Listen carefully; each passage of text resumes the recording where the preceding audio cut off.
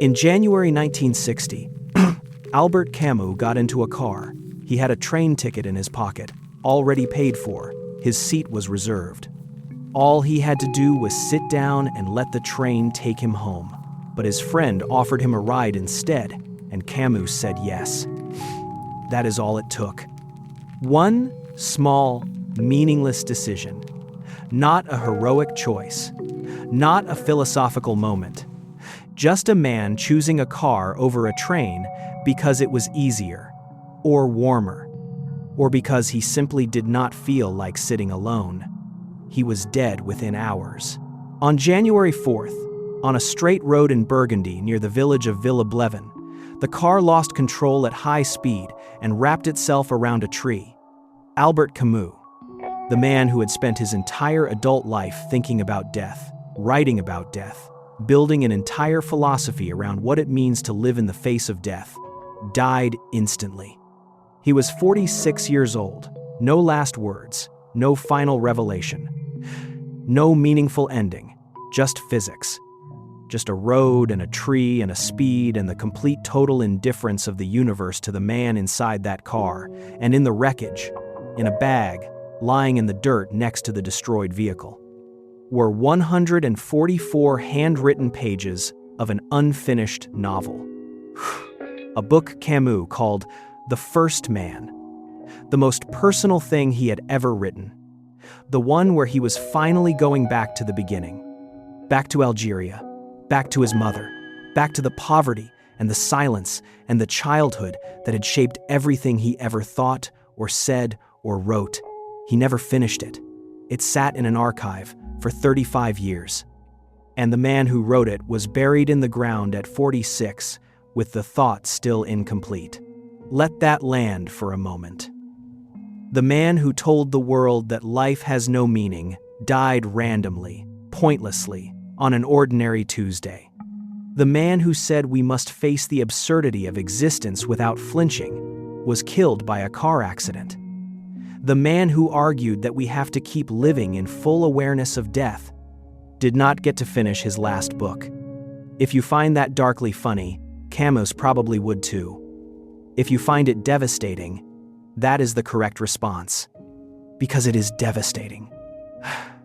And it is also the most honest possible illustration of everything he spent his life trying to say. That is what this video is. Not a celebration of a philosopher, not a comfortable guided tour through ideas that have been safely packaged and made palatable for people who want to feel intellectual without being genuinely challenged. This is an attempt to follow the complete arc of what Albert Camus actually believed, what he actually experienced, what he was actually trying to tell us before that road in Burgundy ended the conversation. And some of what he believed is going to be difficult to sit with, because Camus did not offer comfort. He offered truth. And the truth, when you look at it directly, without religion, without ideology, without the usual buffers human beings construct to make existence feel less terrifying, is brutal. So let us be brutal. Here is the central fact of Camus' philosophy, stated without decoration. Life has no meaning. None. There is no God organizing events into a coherent narrative secretly heading somewhere beautiful. There is no cosmic justice ensuring that suffering serves a purpose. There is no plan. There is no reason. Children die of disease. Good people are destroyed by history. The cruelest people often live the longest and die peacefully in their beds. Random accidents kill philosophers on straight roads in January. The universe does not care about you. It does not know you exist. It will continue long after every trace of you has been erased, and it will not notice the difference. That is the starting point. That is where Camus begins. Not as a conclusion to arrive at reluctantly after exhausting all other options, but as the baseline, the thing that is simply true, that we have to accept before we can have any honest conversation about how to live. And here is what makes Camus different from every philosopher who came before him and said something similar. He did not stop there. He did not conclude from meaninglessness that life is therefore not worth living. He did not collapse into nihilism. He did not retreat into religion or ideology or any other system that replaces one comfortable lie with another. He looked directly at the absence of meaning, and then asked the hardest question anyone has ever asked. Given that this is true, given that life is genuinely, completely, irreversibly meaningless, what do we do now? His answer to that question is what we are here to explore. But before we can understand the answer, we have to understand the man. And to understand the man, we have to go back to Algeria. Thank you for watching. To a 2-room apartment in the Belcourt district of Algiers.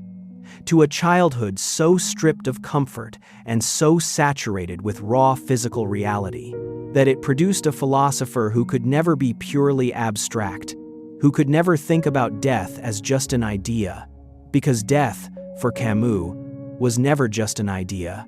It was a neighbor, a constant presence, something that had already taken from him before he was old enough to understand what was being taken. His father, Lucien Auguste Camus, died at the Battle of the Marne in October 1914.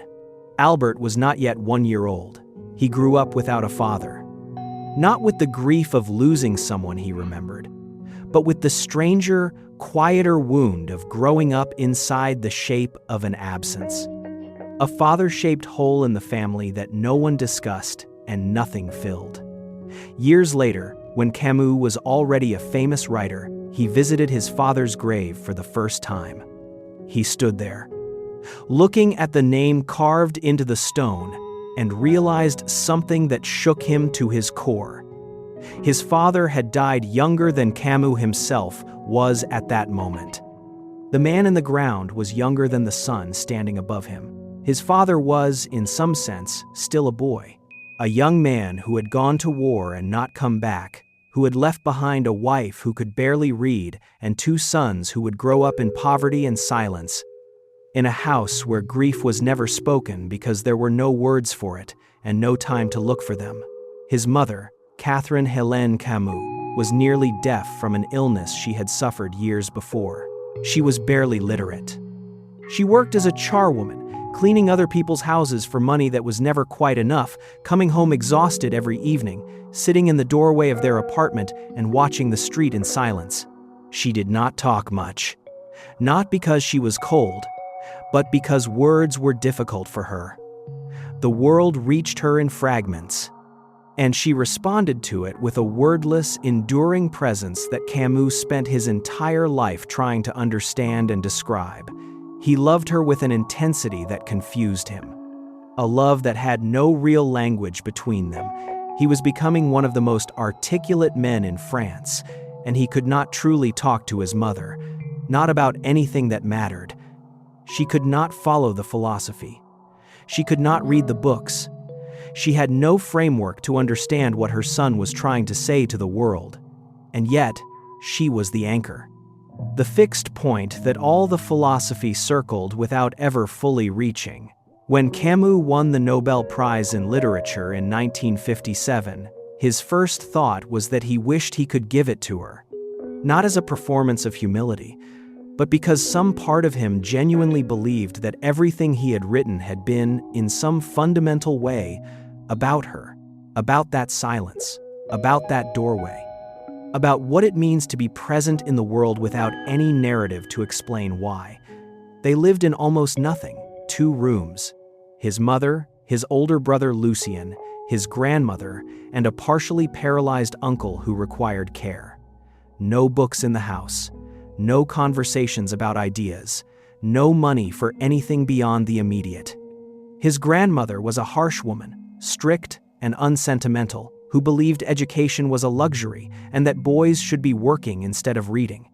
When Camus' teacher, Louis Germain, recognized that he was exceptionally intelligent and wanted to put him forward for a scholarship to secondary school, his grandmother opposed it.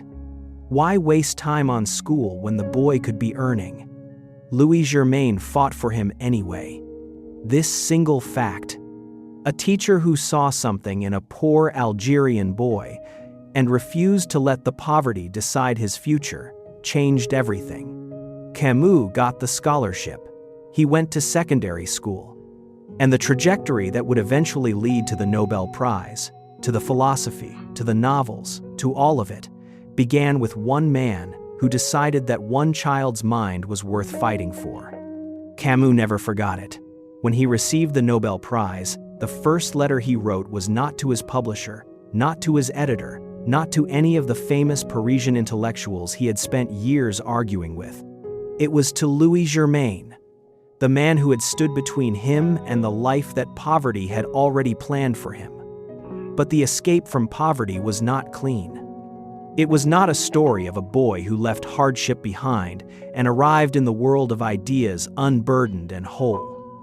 Because when Camus was 17, tuberculosis arrived. Tuberculosis in 1930 was not what it is today. There was no reliable cure. It settled in the lungs and destroyed them slowly. It left people coughing blood. It killed a significant percentage of the people it touched.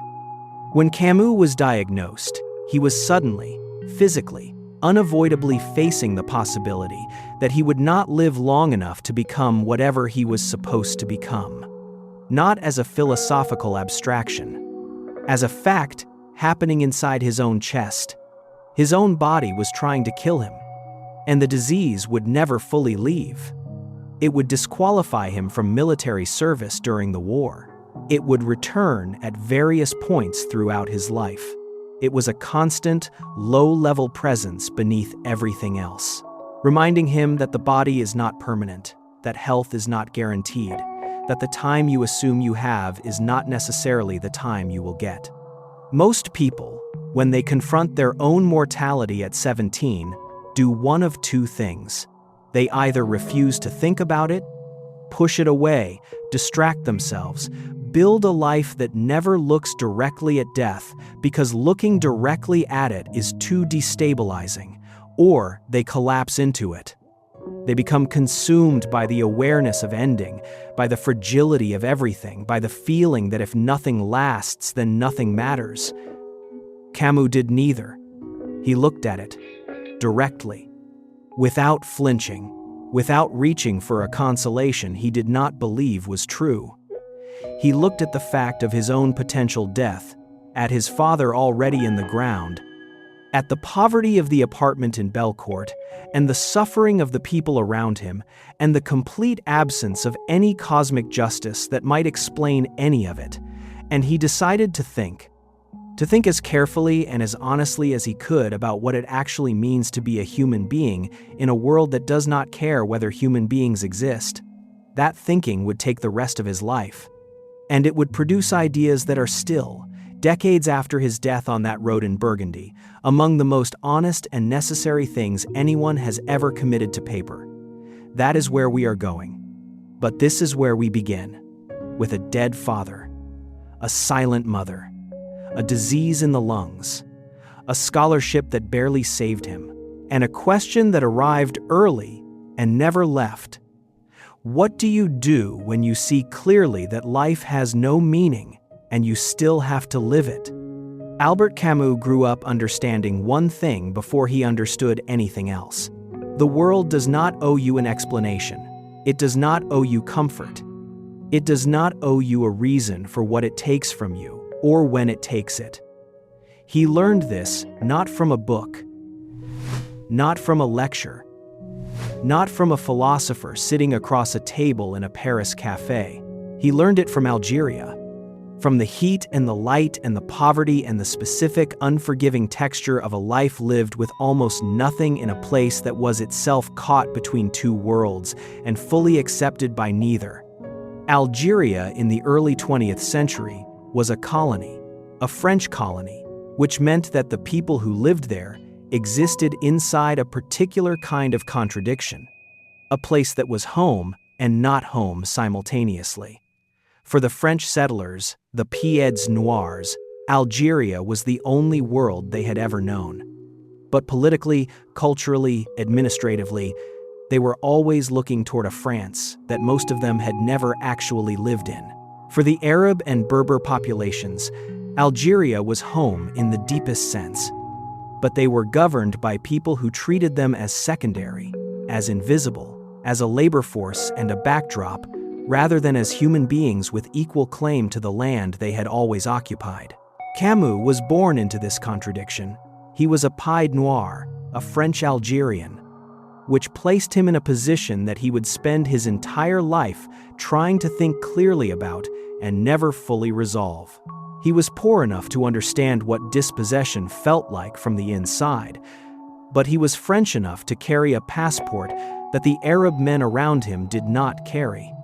He loved Algeria with everything he had.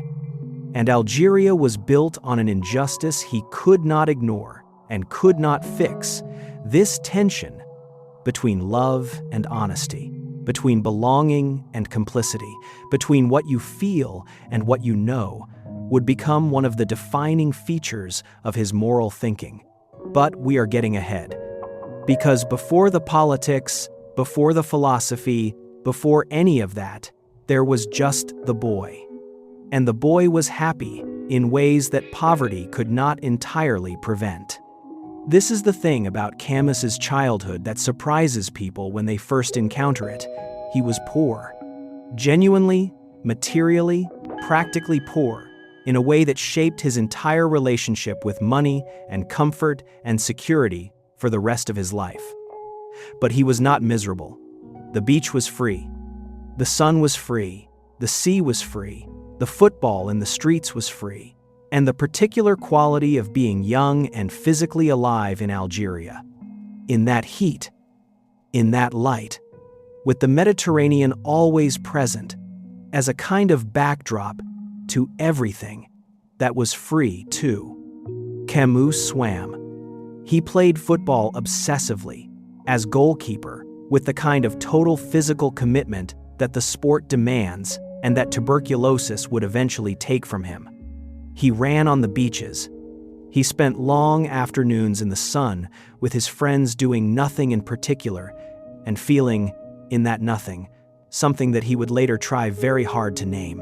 The simple, unadorned fact of being alive in a body in a world. He described it years later as a kind of pagan happiness. Not spiritual, not transcendent, not pointing toward anything beyond itself.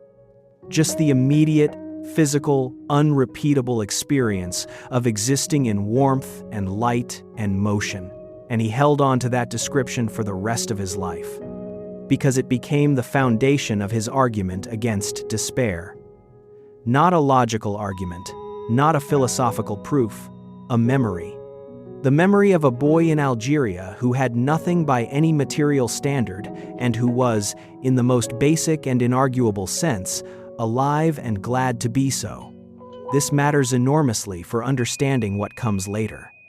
Because when Camus builds his philosophy around the idea that life is worth living despite being meaningless, he is not speaking abstractly. He is not performing optimism he does not feel. He is pointing back to that boy on the beach, to the specific, embodied, non-negotiable reality of joy that exists even in the absence of justification. Joy does not require meaning. It does not require a God to authorize it or a philosophy to explain it. It is just there, in the warmth of the sun on your skin, in the feeling of moving through water, in the laughter of people you love, in an afternoon that has no purpose and needs none. Camus knew this before he knew anything else. And every idea he ever developed was built on top of that knowledge. But the happiness was fragile. Not because happiness always is, but because the specific circumstances of his life were working against it from multiple directions simultaneously. The poverty was real, and its consequences were real. There was never enough. Not enough food, not enough space, not enough quiet, not enough of anything that the comfortable world considers basic. His grandmother, who dominated the household with a strict and largely joyless authority, believed that children should work and that softness was a form of weakness. She was not cruel in any dramatic sense, but she was not warm, and the house reflected her. Tight, functional, organized around survival rather than around living. His mother moved through it like a piece of furniture, present but not quite there, exhausted from the cleaning work, retreated into her deafness and her silence, not offering and not withholding, just absent in a way that was its own particular kind of presence. Camus loved her and could not reach her. This is the wound that the first man was written to explore, the one that all the philosophy circled around but could never fully address. Because philosophy can tell you how to think about absence, it cannot fill it. And the absence of his mother, not through death, but through the unbridgeable distance of a woman who could not hear him and could not read him and could not follow him into the world he was building with his mind, was a loss he carried every day of his life without ever fully naming it. School was the escape, not in the romantic sense of a child discovering books and being transported to another world, more literal than that. School was simply somewhere else, somewhere that was not the two-room apartment, somewhere that had ideas in it and questions, and a teacher who paid attention to him in a way that no one at home quite could. Louis Germain was that teacher, and what he gave Camus was not simply education, it was the experience of being seen, of having someone look at you and say, without sentimentality, without exaggeration, you are capable of more than this situation is offering you. That is a specific and powerful thing to give a child. Not praise, not reassurance, just accurate recognition. You are capable of more. Go get it. Camus got the scholarship. He went to the lycée. And the world opened in the way that the world opens for people who have been living in a small room and suddenly find themselves in a large one, he read. Voraciously, indiscriminately, with the hunger of someone who has been without food for a long time, he discovered Nietzsche, who told him that God was dead and that this fact was both terrible and liberating. He discovered Dostoevsky, who showed him what it looked like to think about the hardest questions of human existence through character and story rather than through argument. He discovered Schopenhauer, who told him that the world is driven by a blind, purposeless will, and that suffering is the fundamental condition of existence.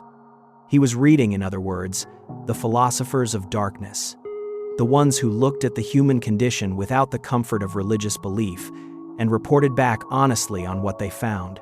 And what he found in them was not despair. What he found was recognition.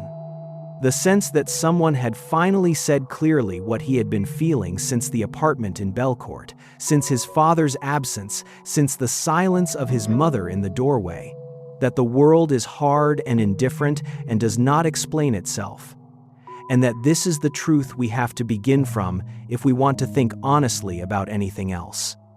But he also found, in each of these philosophers, something that dissatisfied him. Nietzsche ended in madness. Schopenhauer ended in a kind of resigned withdrawal from life. Dostoevsky's characters, the most honest ones, often ended in suffering or destruction. The philosophers of darkness looked clearly at the problem, and then flinched at the answer. They concluded that because life is hard and meaningless, the correct response is either transcendence or withdrawal or madness.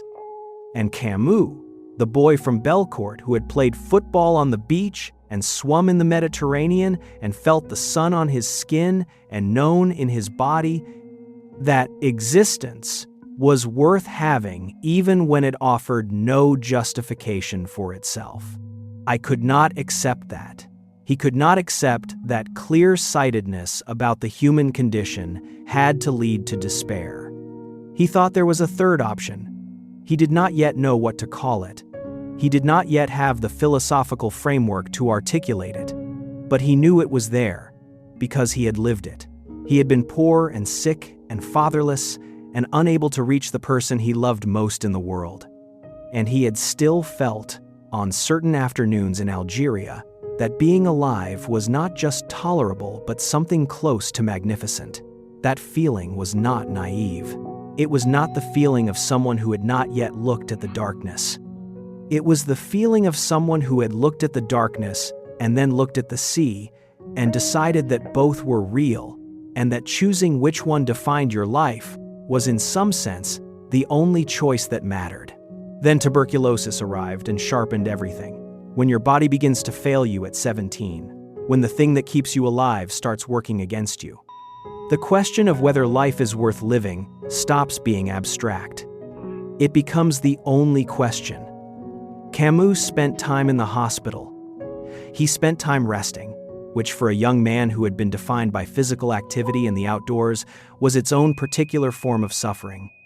He watched his body from the inside with a new and unwanted attention, and he thought about death, about time, about what it would mean if the tuberculosis won and he did not get to become whatever he was supposed to become, about his father, who had also not gotten to become whatever he was supposed to become, about his mother, cleaning other people's houses, coming home to silence, sitting in the doorway watching the street with a patience that might have been acceptance or might have been exhaustion, and from the outside was impossible to tell the difference. He thought about all of it, and somewhere in that thinking, somewhere in the specific, concentrated, unavoidable confrontation with mortality that serious illness forces on you, the philosophy began. Not as a system, not as a theory, as a question. A single, irreducible, completely serious question that he would spend the next 30 years trying to answer. The question was not, is there a God? The question was not, what is the nature of reality? The question was not any of the traditional philosophical questions that had been asked and answered and argued over for thousands of years before him.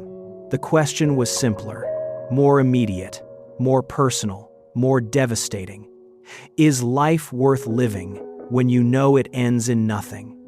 That is the question. That is the whole question.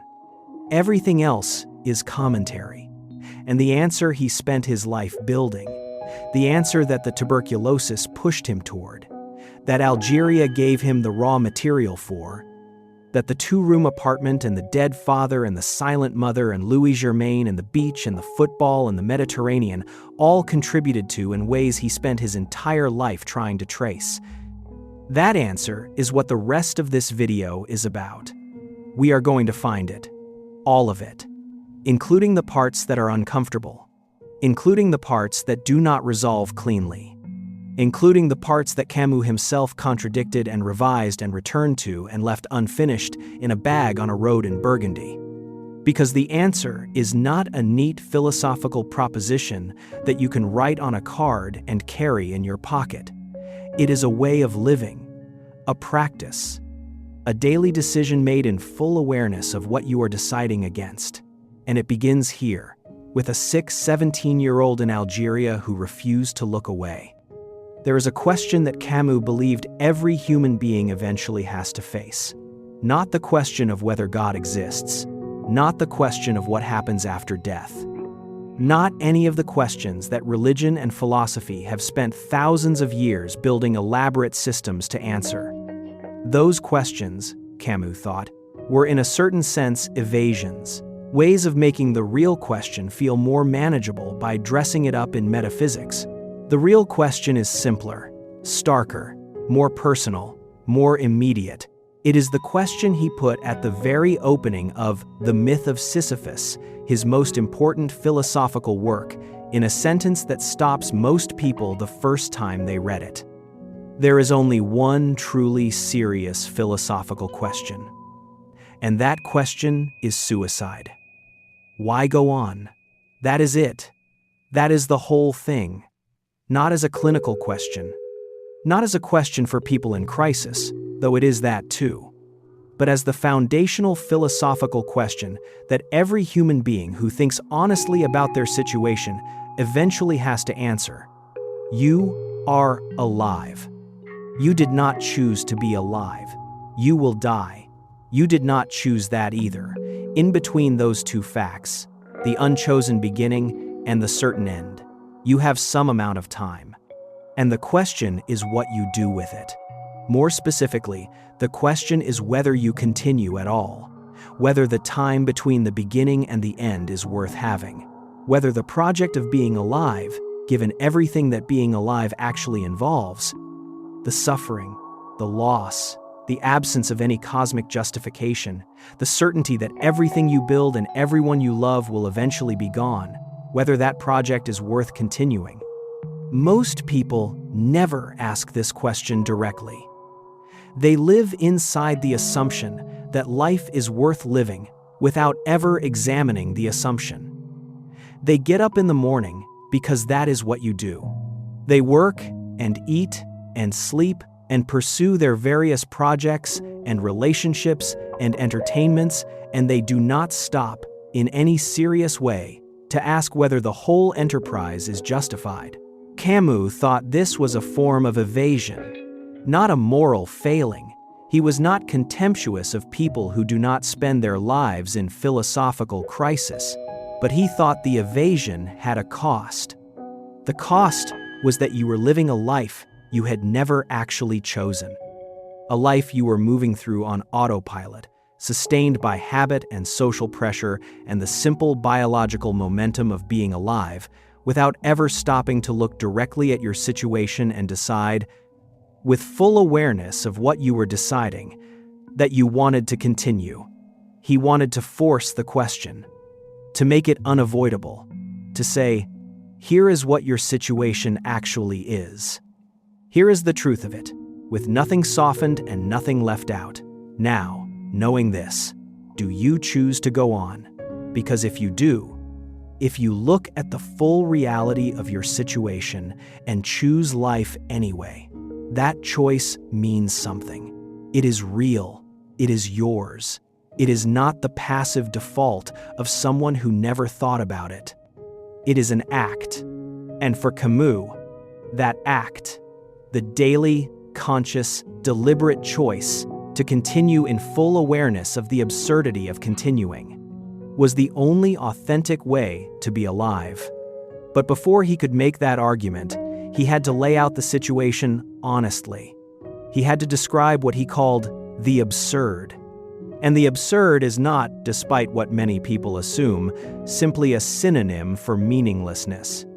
It is something more specific, more precise. The absurd is not a property of the world. It is not a property of human beings. It is a relationship. It is what happens when two things meet: the human need for meaning, for clarity, for a world that makes sense and justifies our suffering and tells us that our lives matter, and the world's complete, permanent, indifferent silence in response to that need. Neither of those two things alone is absurd. Human beings need meaning. That is just true. It is built into us. We cannot help reaching for explanation, for narrative, for the sense that our lives are pointed somewhere and that the pointing matters. We are meaning-making creatures. We always have been. It is what makes us human. And the universe is silent. That is also just true. There is no voice in the cosmos explaining why children die of disease, or why good people suffer, or why history produces the horrors it produces, or why a philosopher gets killed on a straight road in January by a car accident. The universe does not comment. It does not justify. It does not organize events into a narrative that serves human needs. It simply proceeds according to its own laws, which have nothing to do with human ideas of justice or meaning or purpose. The absurd is the collision between those two facts. The gap between what we need and what we get.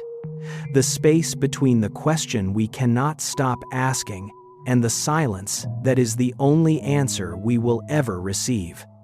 And Camus' argument is that most human responses to the absurd are forms of escape, ways of closing the gap by pretending one side of it does not exist. The first escape is physical suicide. If the gap is genuinely unbearable, if the absence of meaning makes life genuinely not worth having, then end it. Remove yourself from the situation. The gap closes because one of the two sides of it no longer exists. Camus took this option seriously. He did not dismiss it as simply wrong or irrational. He understood the logic. If life truly has no meaning, if suffering serves no purpose, if the human need for justification will never be met, then why continue? The logic of suicide, given those premises, is not insane. It is in some ways the most consistent response to the situation. But Camus rejected it. Not because it is morally wrong in any traditional religious sense. He had already abandoned that framework. He rejected it because it is a form of surrender, because it accepts the terms of the problem rather than confronting them. Suicide says, "I cannot live without meaning, and there is no meaning, so I will not live," which concedes the premise that meaning is required, which concedes that the silence wins. Camus did not want to concede that. He wanted to find a way to live that did not depend on the silence being broken. That did not require the universe to explain itself before human beings could justify their existence. He was looking for a way to hold the absurd open, to refuse to resolve it in either direction, and to live inside the tension rather than collapsing it. The second escape is what he called philosophical suicide, and this is the one he spent more time on, because it is the one that is more seductive, more sophisticated, and more widespread. Philosophical suicide is what happens when a thinker looks at the absurd, acknowledges the gap between human need and cosmic silence, and then leaps over the gap into belief, into the claim that despite the absence of rational evidence, despite the silence, despite everything that clear-eyed observation of the world reveals, there is a God, there is meaning, there is a plan, the suffering is justified, the gap is not real. This leap is what Camus saw in the existentialists who came before and alongside him. In Kierkegaard, who looked at the absurdity of existence and concluded that the correct response was a leap of faith into Christianity. In Jaspers, who acknowledged the limits of reason and then reached beyond them into transcendence. In the Marxists, who replaced God with history and told themselves that present suffering was justified by the revolution that history was inevitably moving toward. All of them, Camus argued, had done the same thing. They had looked honestly at the problem, acknowledged the absurdity, the meaninglessness, the silence, and then flinched. They had taken the leap. They had traded the discomfort of living inside the gap for the comfort of a belief that closed it. And Camus thought this was dishonest, not stupid, not cowardly in any simple sense, but dishonest. Because you cannot look clearly at the evidence, at the silence, at the suffering, at the complete absence of any rational basis for belief in cosmic meaning, and then claim that you have found cosmic meaning. You have not found it. You have chosen it. You have decided to believe it because the alternative is too uncomfortable, and that choice, whatever else it is not an honest response to what you actually see. Camus wanted honesty. He wanted to look at the situation as it actually is, without decoration, without comfort, without reaching for something that is not there, and then decide how to live inside that truth, not how to escape it, not how to transform it into something more bearable by adding a belief that the evidence does not support, how to live inside it, which is where his actual argument begins. Because Camus' answer to the absurd is not nihilism. It is not the conclusion that because life has no meaning, nothing matters, and we should either destroy ourselves or simply endure in gray, joyless resignation until the end arrives. His answer is revolt, permanent, conscious, daily revolt. The refusal to accept that the silence wins. The insistence on continuing to live, to love, to create, to resist cruelty, to build things, to be present for other human beings. Not because the universe justifies any of it, but because we choose to. Because the choosing is ours.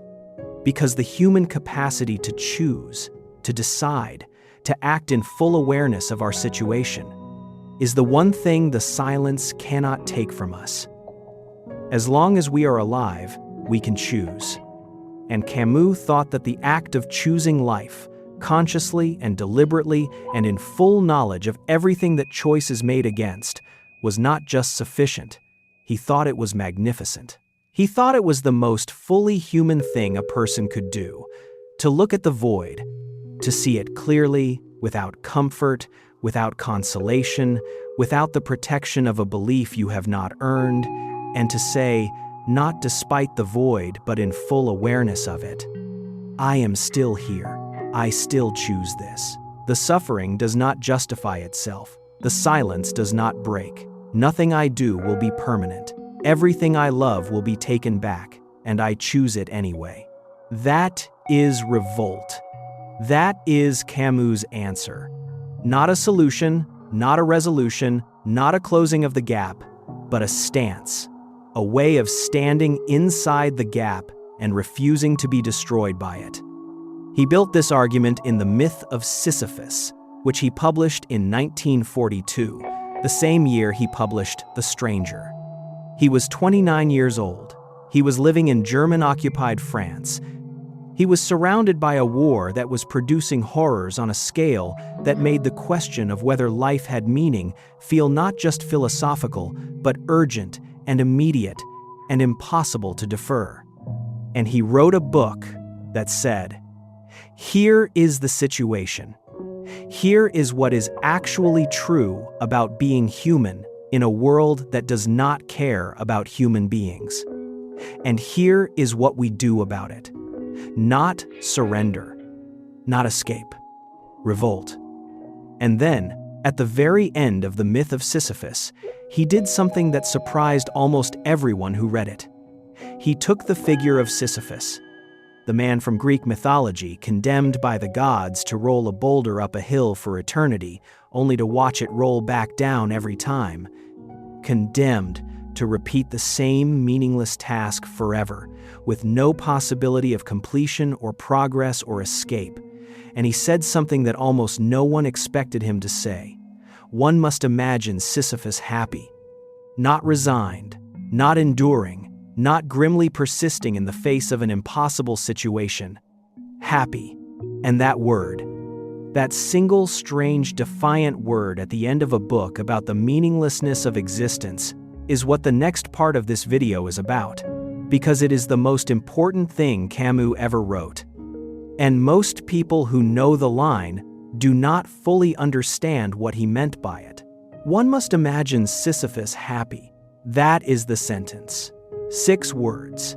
At the end of a book about the meaninglessness of existence, about the silence of the universe, about the complete absence of any cosmic justification for human suffering. 6 words that most people read and either dismiss as naive or accept as poetic without really stopping to ask what they actually mean, because on the surface, it sounds insane. Sisyphus is the man condemned by the gods to roll a boulder up a hill for eternity. Every time he gets it to the top, it rolls back down. And he walks back down after it and rolls it back up. Forever. No completion, no progress, no reward, no meaning, no end. Just the same meaningless physical effort repeated infinitely in full awareness that it will never produce anything. If there is a better metaphor for the human condition, for the experience of being alive in a world that offers no justification for the effort it demands, Camus never found one. And he looked. So when he ends the book by saying, "We must imagine Sisyphus happy," the natural response is, why? On what basis? What possible grounds could there be for happiness in that situation? What is Camus actually saying? Because he is not saying that Sisyphus should pretend the boulder is not heavy. He is not saying that Sisyphus should convince himself that the task has a secret purpose he cannot see. He is not saying that happiness comes from finding meaning in meaningless labor, or from believing that the gods will eventually relent, or from any other form of consolation that requires Sisyphus to look away from the truth of his god situation. He is saying something much harder than that. He is saying that Sisyphus, fully aware of his situation, fully conscious of the meaninglessness of the task, fully present to the reality that the boulder will roll back down and that he will follow it and that this will continue forever, can still be happy. Not despite knowing the truth, because of it. Because the knowledge is his, the awareness is his, the boulder is his, the hill is his, the walking back down is his. All of it, every part of the endless, pointless, unjustified labor belongs to him. And in that belonging, in the ownership of his own absurd situation, there is something that functions like freedom. This is the thing most people miss when they first encounter Camus' argument. They think he is making a case for optimism, for looking on the bright side, for finding silver linings in difficult situations. He is doing none of those things. He is making a case for something much more radical. He is saying that freedom does not come from having a good situation. It comes from owning your situation. Whatever it is, however terrible, however unjustified, however permanent. The moment you stop fighting the reality of your situation and start living inside it with full consciousness, something shifts. Not the situation. The situation does not change. Sisyphus still has the boulder. The boulder still rolls back down, but Sisyphus, the man, the consciousness, the thing that makes choices and notices things and experiences the world, is no longer a victim of his situation. He is the subject of it. He is the one to whom it is happening. And that distinction between being a victim of your life and being the subject of it is everything. Camus arrived at this idea not through abstract reasoning, but through living, through the tuberculosis that had taken his health and his football and his easy physical joy, through the poverty that had taken options from him before he was old enough to know he had them, through the father-shaped absence that had been present his whole life without ever being addressable. He had not chosen any of those things. They had happened to him, but he had chosen how to stand inside them. He had chosen to think rather than to collapse. He had chosen honesty rather than consolation.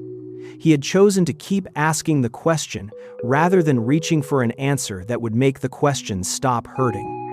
And in those choices, in the daily, quiet, unremarkable act of continuing to engage with his life rather than retreating from it, he had found something. Not meaning, not cosmic justification, not the comfort of a God who was paying attention, just the experience of being fully present in his own life, of being the person to whom his life was happening. And that experience, the experience of genuine, conscious, undeceived presence in your own existence, was what he was pointing at when he said, "One must imagine Sisyphus happy." It is not happiness, as the world usually means the word. It is not pleasure or comfort or the absence of suffering. It is something closer to what some philosophers call affirmation, the willingness to say yes to your life, not because it is good by any external standard, not because it deserves a yes, not because the universe has given you reasons to say it, but simply because it is yours, because you are here, because the alternative is a form of death that happens before the body stops. Now, to understand why this matters, why this is not just a philosophical abstraction, but something with real weight and real consequences for how a person actually lives, we have to look at what Camus was writing alongside the myth of Sisyphus. Because he was not just writing philosophy in 1942, he was also writing fiction, and the fiction was doing something the philosophy could not quite do alone. The Stranger was published the same year as The Myth of Sisyphus, and it is, in a very real sense, the philosophy made flesh, made human. Given a face and a voice and a specific, unremarkable life in Algeria that ends on a beach with a gunshot and a trial and a man going to his death having refused, to the very end, to be anyone other than who he actually was. The main character of The Stranger is a man named Meursault. And Meursault is one of the most misunderstood characters in 20th century literature. He is often described as cold, as emotionally absent, as a sociopath, as a man incapable of feeling. None of that is accurate. Meursault feels. He feels the heat of the Algerian sun with an almost overwhelming intensity. He feels physical pleasure with genuine appreciation. He feels friendship in his limited way, and something that functions like love for the woman Marie, even if he cannot quite name it in the way she wants him to. What Meursault does not do, and this is the thing that gets him killed. Not the shooting on the beach, but this, is perform feelings he does not have. When his mother dies at the opening of the novel, Meursault does not cry, not because he did not love her, but because in the moment of her death, he does not feel the grief that society expects him to feel, and he will not pretend to feel it. He will not manufacture tears for an audience. He will not perform mourning, because mourning is what the situation demands. He simply is, present to what he actually feels, which is complicated and muted and not reducible to the simple public grief that everyone around him is performing. This honesty, this refusal to perform emotions he does not feel, to be someone he is not, to conform his inner life to the social expectations of what a grieving son should look like, is what the novel is actually about. And the trial that follows the shooting, the trial that will condemn Meursault to death, is not really about the shooting. The prosecution and the jury and the entire machinery of justice is not actually trying to determine whether Meursault committed murder. It is trying to determine whether Meursault is the kind of person who could commit murder. And the evidence they use to answer that question is not the shooting, it is the funeral. It is the fact that he did not cry at his mother's funeral. It is the fact that he drank coffee and smoked cigarettes and watched a comedy film the day after she was buried. It is the fact that he does not behave the way a grieving son is supposed to behave. And because he does not perform grief correctly, because he refuses to say what people want him to say, to feel what people want him to feel, to present himself as the kind of person who cries at funerals and is devastated by loss and conforms his emotional life to the expectations of the people around him, they condemn him to death. Not for the shooting, for the honesty, for the refusal to lie. This is Camus' argument made visible. The society in The Stranger does not punish Meursault for what he did. It punishes him for what he is, for being a man who will not pretend, for refusing the philosophical suicide of performing a life he does not actually have, for insisting, even at the cost of his own life, on being exactly and only who he actually is. And at the end of the novel, in the cell, the night before the execution, when the prison chaplain comes to offer Meursault the comfort of religious belief, something happens. Meursault, who has been quiet and passive and largely accepting throughout the entire trial, suddenly becomes angry, genuinely, explosively, completely angry, not at the verdict, not at the injustice of the trial, at the chaplain, at the offer of meaning, at the suggestion that there is a God who cares, a plan that justifies, a heaven that compensates. He grabs the chaplain. He shouts. He says everything he has been holding back for the entire novel. He says that the chaplain's certainty, his comfortable religious certainty, is worth less than a single hair on a woman's head, that the chaplain has never lived, that nothing the chaplain offers matters, that all the certainties the chaplain is trying to give him are worthless because they are not his, because they were not earned, because they come from a system that exists to make people feel better rather than to tell them the truth. And then, after the chaplain leaves, Meursault opens himself to what he calls the gentle indifference of the world. He lies back in his cell. He looks at the night sky. He feels the stars on his face. And for the first time in the novel, he is at peace. Not because the situation has improved. He is still going to be executed in the morning, but because he has stopped fighting his situation, because he has accepted it completely. Because the world's indifference, which has always been the truth of his situation, is no longer something he is trying to escape. It is just the truth. And in accepting the truth completely, in refusing to reach for anything that would soften it or transform it or make it mean something it does not mean, Meursault finds something. Not happiness in any conventional sense, but the freedom that comes from being exactly who you are in full awareness of your situation. The freedom of a man who has nothing left to pretend. One must imagine Meursault happy. That is what Camus is saying.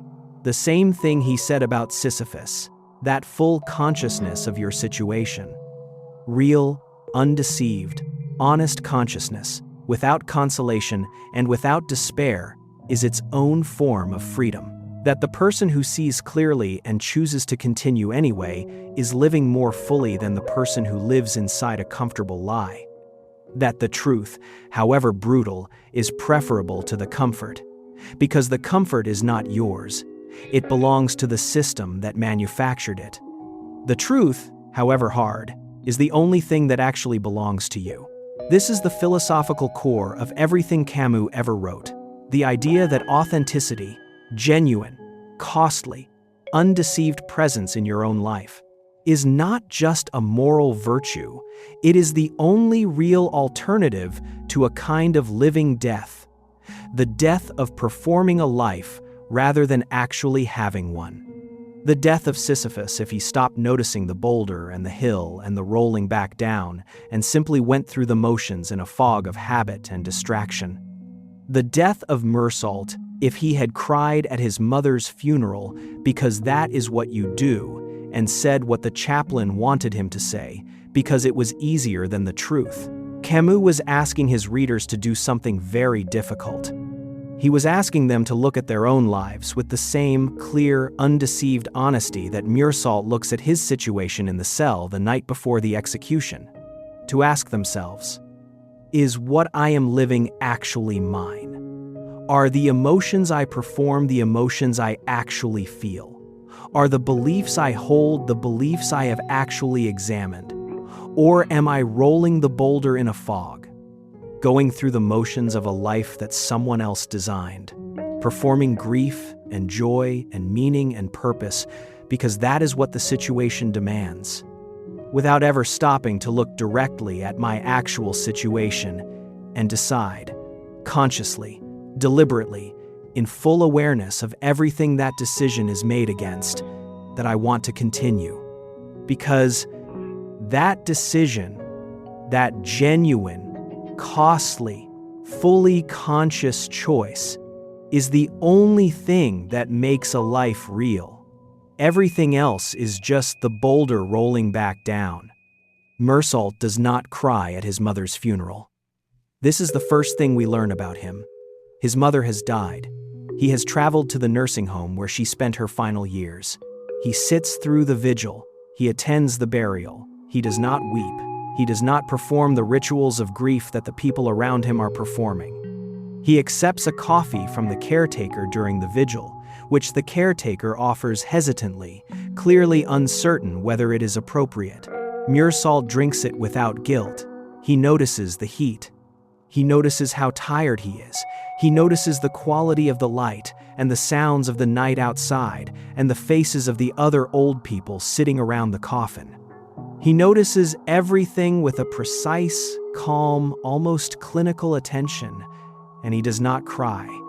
The next day he goes to the beach. He meets a woman named Marie. They swim together. They laugh. They go to see a comedy film. They sleep together. And Meursault feels in all of this something genuine, not performed happiness. Not the aggressive cheerfulness of someone trying to prove they are fine, just the immediate reality of the water and the warmth and the presence of another person and the specific pleasure of being alive in a body on a summer day in Algeria. He is present, completely, unreservedly present, in the way that almost no one in the novel around him is present, because everyone around him is performing. The people at the vigil are performing grief. The people at his trial, which comes later, are performing outrage. The prosecutor is performing moral certainty.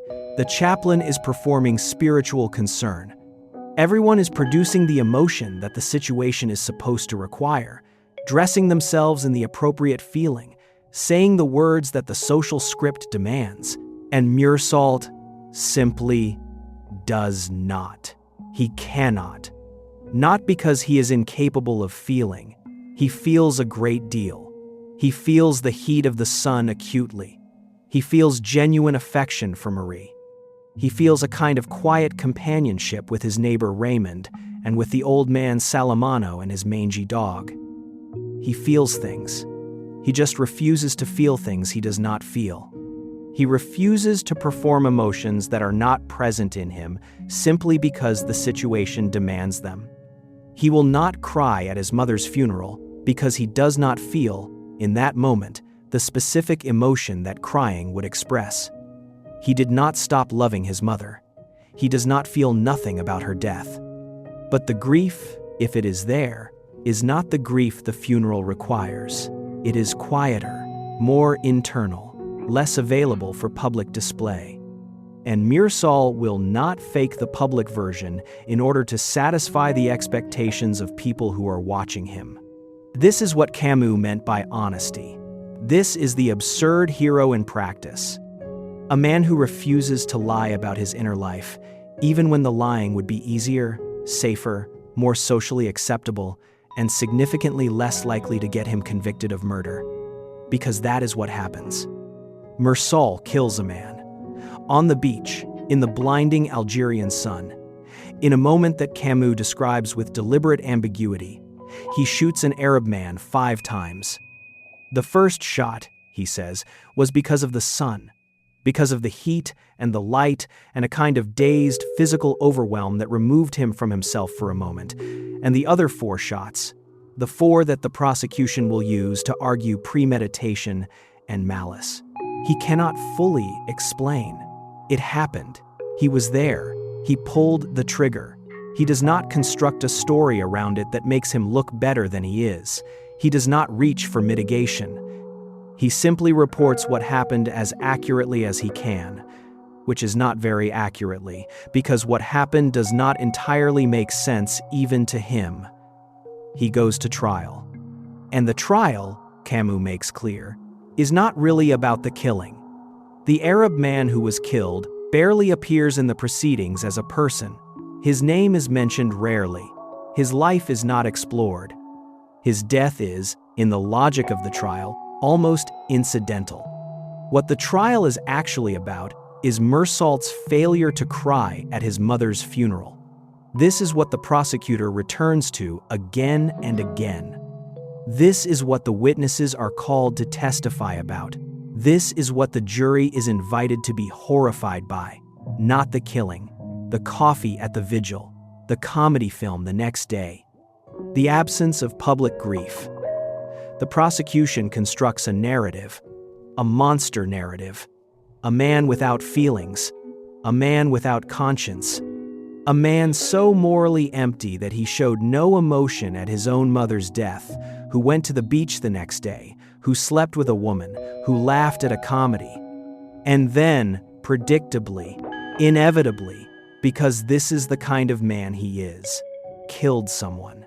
And the jury believes it, not because the evidence for the narrative is particularly strong, but because the narrative is satisfying, because it takes the troubling, ambiguous, unexplainable reality of what Meursault did and transforms it into something comprehensible, into a story with a villain, with a moral, with a clear lesson about the kind of person who ends up killing someone and why society is right to be rid of him. Meursault is convicted. He is sentenced to death. And in the days before his execution, a prison chaplain comes to visit him, to offer him God, to offer him the comfort of belief, the consolation of meaning, the promise that what is about to happen to him is not the end but a transition into something larger and more just. And Meursault refuses, quietly at first. Then, when the chaplain persists, with a fury that is one of the most startling moments in the novel, because Meursault has been calm throughout, detached, observational, almost passive in the face of everything that has happened to him.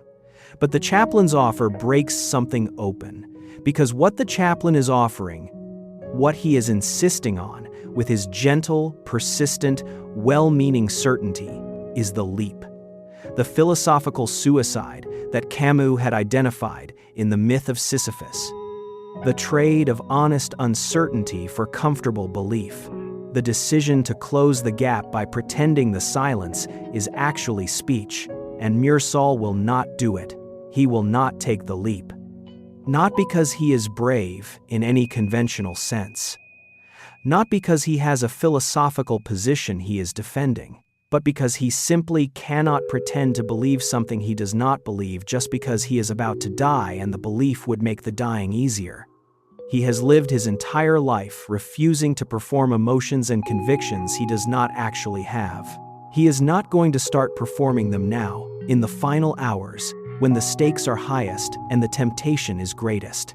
He tells the chaplain that he is certain of his life, of his death, of the reality of what is happening to him, more certain than the chaplain is of anything, because the chaplain's certainty is borrowed.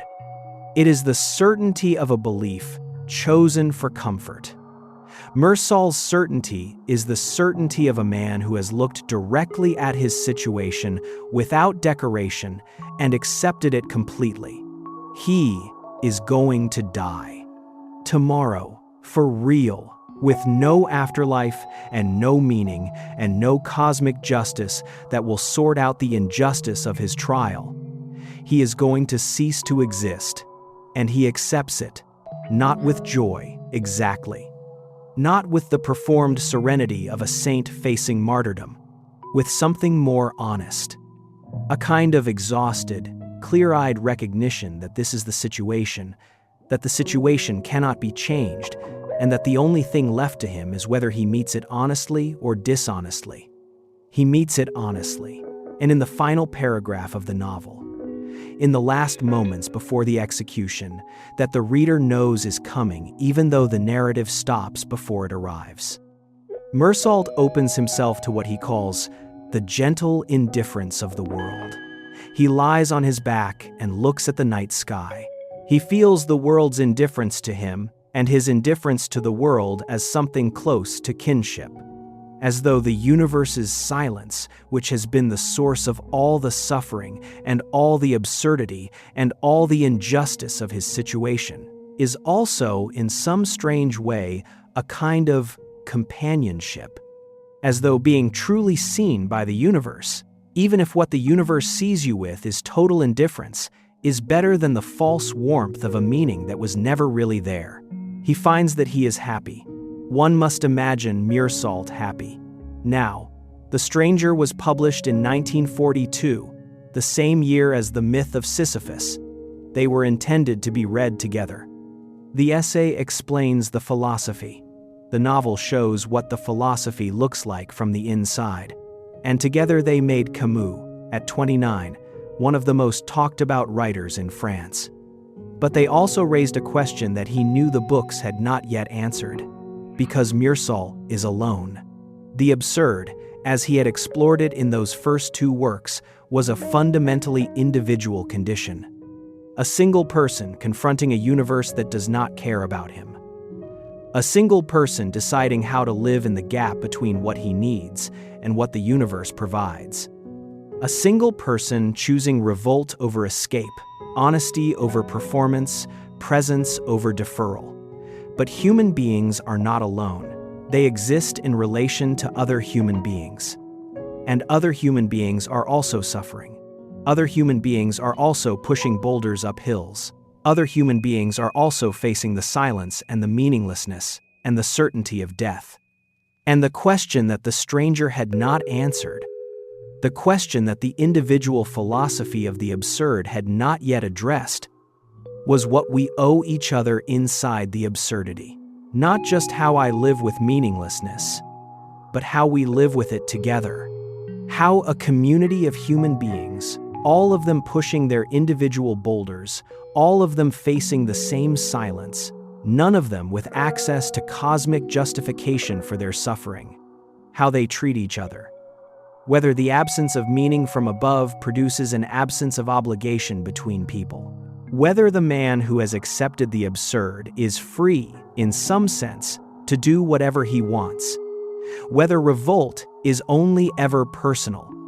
Or whether there is something in the human situation, something that follows from the very conditions of the absurd itself that generates an obligation, a responsibility, not from God, not from ideology, not from any external authority, but from the simple fact of shared suffering, from the recognition that the man next to you is in the same situation you are in, that he is also going to die for no reason, that he is also getting no explanation, that his suffering is as real and as unjustified as yours, and that this recognition, the recognition of shared absurdity, of mutual exposure to the same indifferent universe, might be the foundation of something, not meaning, not cosmic purpose, but ethics, human ethics.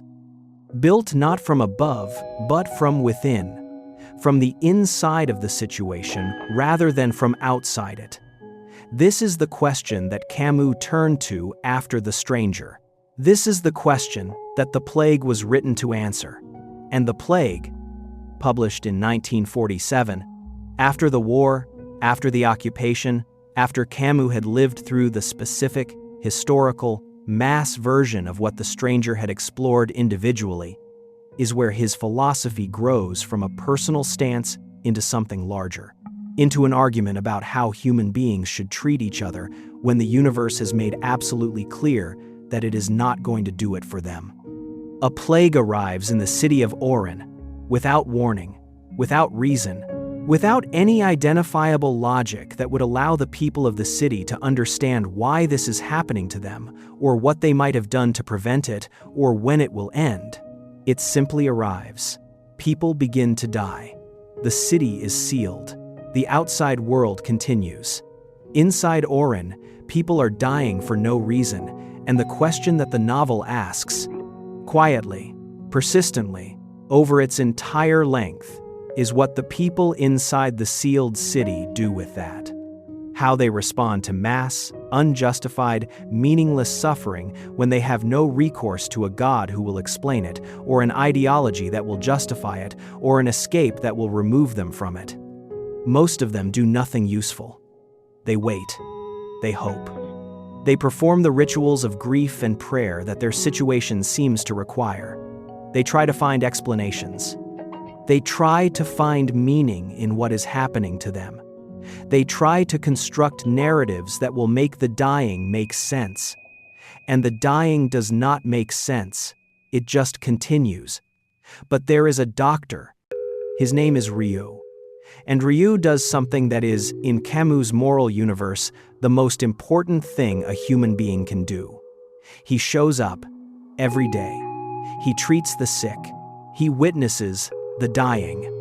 He does not pretend that what he is doing will stop the plague, or that his presence makes the suffering meaningful, or that medicine is going to win this particular battle before the plague decides on its own to end. He knows he is not the hero of a story that is going somewhere. He knows the plague will end when it ends, for its own reasons, regardless of what he does. He shows up anyway, not from faith, not from ideology, not from any conviction that his effort is cosmically justified, or that history will reward him, or that God is watching and approving.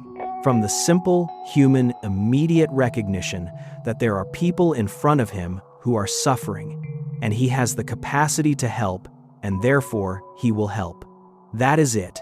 That is the whole moral argument. You do not need meaning from above to generate obligation between people. You need only the recognition that the person next to you is suffering the same absurdity you are suffering. And that recognition, if you let it land, if you do not look away from it, if you sit with the full reality of another person's pain, without retreating into abstraction or ideology, or the comfortable idea that their suffering serves some purpose that makes it acceptable, that recognition is enough. It is enough to make you show up. It is enough to make you do the work. It is enough to build, out of the shared experience of meaningless suffering, something that functions like community, like solidarity, like the particular human warmth that exists not because the universe is warm, but because human beings, in full awareness of the universe's coldness, choose to be warm to each other anyway. Rue is Sisyphus as a doctor. He pushes the boulder. The boulder comes back down. He pushes it again. Not because it will stay up, because the pushing is what a human being does when another human being is sick and he has the knowledge and the hands to help. And Camus thought that was enough, that it had to be enough, because it was all there was. And it pointed, with a precision that the individual philosophy of the stranger could not quite reach, toward the moral question that would define the final decade of Camus' life and nearly destroy his most important friendship. The question of what you do when the suffering is not natural but human, when it is not a plague sent by an indifferent universe but a violence chosen by people who believe their ideology justifies it. When the boulder being pushed is not existential but political, when the people dying are dying not from disease but from decisions that other human beings made in the name of a cause, that question would bring Camus face to face with Jean-Paul Sartre. And what happened between them would reveal, more clearly than anything else in his life, exactly where Camus stood and exactly what he was willing to refuse, even at enormous personal cost. Jean-Paul Sartre and Albert Camus met in Paris in 1943. France was under German occupation. The city was afraid and watchful and full of a particular kind of tension that comes from living inside a history that is actively trying to destroy you. And in that atmosphere, in the cafes and the underground publications and the quiet rooms where people who were thinking seriously about what was happening gathered to think about it together, these two men found each other. And for a while, they were something close to friends. It is important to understand what that friendship meant in the context of post-war French intellectual life. Sartre was already famous. He was already the dominant figure of French existentialism, already the man whose ideas were defining the conversation about what it meant to be human in the aftermath of the war. Camus was younger, less established, arriving with The Stranger and the Myth of Sisyphus, already published but still finding his place in a world that Sartre had already largely organized around himself. They respected each other. Genuinely, at first, they saw in each other a seriousness, a refusal to look away from the hardest questions, a commitment to thinking honestly about the human condition rather than retreating into comfortable abstraction. They argued, because they were both people who argued as a form of thinking, who sharpened their ideas against resistance, who needed opposition in order to fully understand their own positions. And the arguments were good, productive, the kind of arguments that make both people more precise, more honest, more aware of the implications of what they believe. For a while, then the war ended. And the arguments stopped being productive, and eventually they destroyed the friendship entirely. In public. In the pages of Les Temps Modernes, the journal Sartre edited, in an exchange that was read by everyone in French intellectual life and that forced everyone who was paying attention to choose a side. The argument was about communism, about political violence, about what an intellectual owes to history and to the people who are suffering inside it. And it revealed a difference between Sartre and Camus that was not simply a disagreement about politics, it was a disagreement about the most fundamental moral question a human being can face: whether the ends justify the means, whether a future good can justify a present evil, whether ideology, a sufficiently compelling, sufficiently well-intentioned, sufficiently historically grounded ideology, can authorize the killing of people who stand in its way. Sartre thought yes, not crudely, not without qualification, not with the simple brutality of a man who enjoys violence and has found a philosophical justification for it, but yes, Sartre believed that history was moving in a direction, that the communist project, whatever its current imperfections and atrocities, was pointed toward a genuinely better human future. That the Soviet Union, despite the gulags, despite the show trials, despite the evidence that was available to anyone who was willing to look at it honestly, represented the best available hope for the liberation of the working class and the eventual creation of a more just world. And that, given that historical movement, given that direction and that destination, the violence required to get there, the violence of revolution, of political suppression, of the elimination of class enemies, was not ideal, but was justifiable, was the price of progress, was what history required from people who were serious about changing it. Camus thought this was the most dangerous idea he had ever encountered, and he said so, not quietly, not diplomatically. With the full force of everything he had spent his life thinking about, and everything he had seen the 20th century do with ideas that authorized present suffering in the name of future liberation. Because he had seen what happened when you told people that the ends justified the means. He had watched it happen in real time. The Nazis had told themselves that the violence they were doing was justified by the future they were building. The Stalinists were telling themselves the same thing. Every authoritarian project in human history had begun with the conviction that the suffering it required was temporary, necessary, the unavoidable cost of a destination that would make it all worthwhile. And the destination never arrived. The suffering was never temporary. The cost was always higher than the ideology had budgeted for.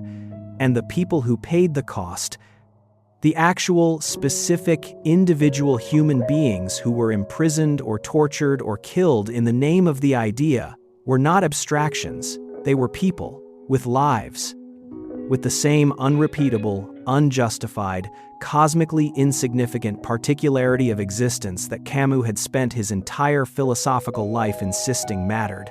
They were Sisyphus. They were pushing their boulder.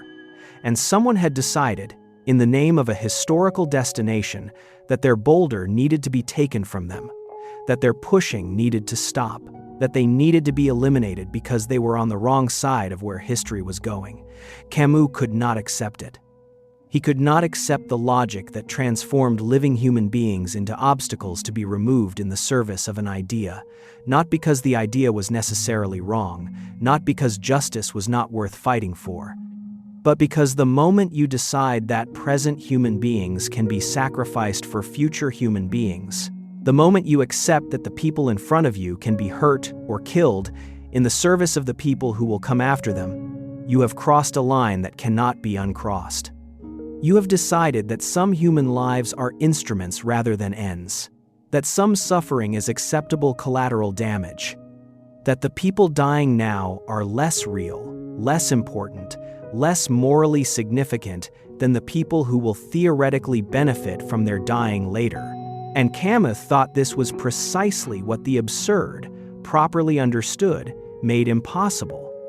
Because if the absurd teaches us anything, if Sisyphus teaches us anything, it is that the present moment is all there is, that the person in front of you is real in a way that the theoretical future person is not real, that the suffering happening now is certain in a way that the liberation promised later is not certain, and that to trade the certain present suffering of real people for the uncertain future liberation of theoretical people is not a moral calculation, it is a moral catastrophe disguised as a moral calculation.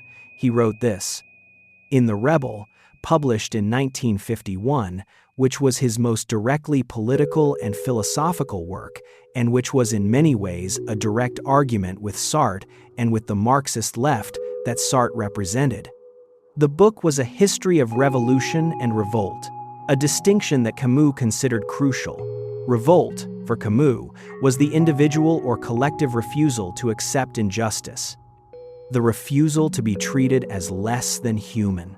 The standing up and saying, "No, this is not acceptable, I will not submit to this." Revolt was what Ryu did in The Plague. It was what Sisyphus did on the hill. It was the permanent, conscious, daily refusal to let the situation determine everything. Revolution was different. Revolution was what happened when revolt got organized. When it acquired an ideology and a leadership and a destination and a conviction that the destination justified the means of getting there. And Camus' argument in The Rebel was that revolution, in almost every case, eventually betrayed the revolt that gave birth to it. Because revolt begins with a human being saying, "I will not be treated as less than human." But revolution ends with the revolutionaries treating other human beings as less than human in the service of the idea.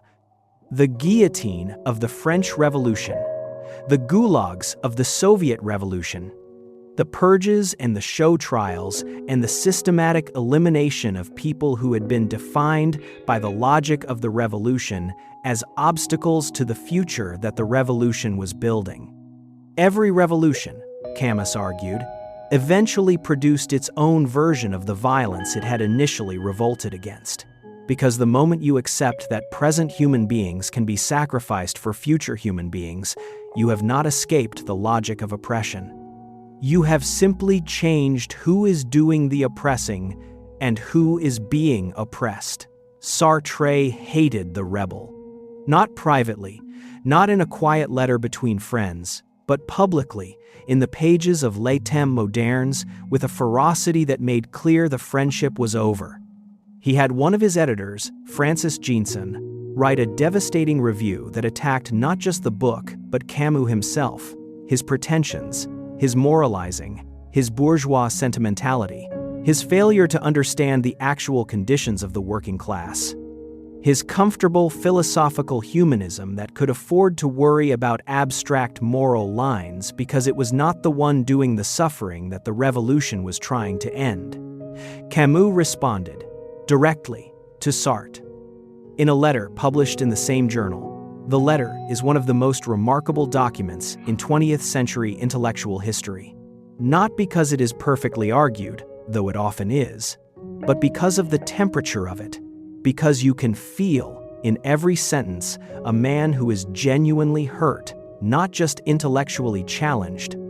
Hurt by someone he had respected, by someone who had met his moral argument with personal attack, by someone who had decided that the question of whether living human beings could be sacrificed for an idea was less important than the question of whether Camus was sufficiently committed to the correct political project. The exchange ended the friendship. Publicly, permanently, without reconciliation, they were never close again. And the French intellectual left, which had largely been Sartre's territory, turned on Camus with a contempt that lasted years. He was called naive, reactionary, insufficiently political. A moralist in the pejorative sense, meaning someone who worried about right and wrong when what the situation required was action, commitment, historical consciousness, the willingness to get your hands dirty in the service of a cause that was larger than your personal moral comfort. Camus accepted the criticism. He did not retreat from his position. He did not decide that the hostility of the left proved he was wrong. He simply continued to hold the line he had drawn. The line that said, "I will not accept that present human beings can be sacrificed for future ones. I will not accept that any ideology, however well-intentioned, however historically grounded, however genuinely aimed at justice, authorizes the killing of the people in front of me. I will always choose the victim over the ideology. Always, without exception, regardless of what the ideology promises and regardless of what it costs me personally to refuse. This position cost him enormously. It cost him the friendship of Sartre, which had mattered to him. It cost him the approval of the French intellectual left, which had been his natural community. It cost him the sense of belonging to a movement, of being part of something larger than himself, of having the support of people who were also thinking seriously about the world and were pointed in the same direction. It left him isolated in a way that he found genuinely painful. He was not the kind of person who was comfortable with isolation. He loved company. He loved friendship. He loved the warmth of being understood by people he respected. And the argument with Sartre took much of that from him. But he did not change his position. Because the position was not a rhetorical stance adopted for effect. It was the conclusion of everything he had thought and written and lived. It followed directly from the absurd, from Sisyphus, from Rio and his daily unheroic, unjustified presence with the sick, from the boy in Algeria who had looked at a world that offered no meaning and decided not to escape into comfortable fictions but to stay inside the truth of it.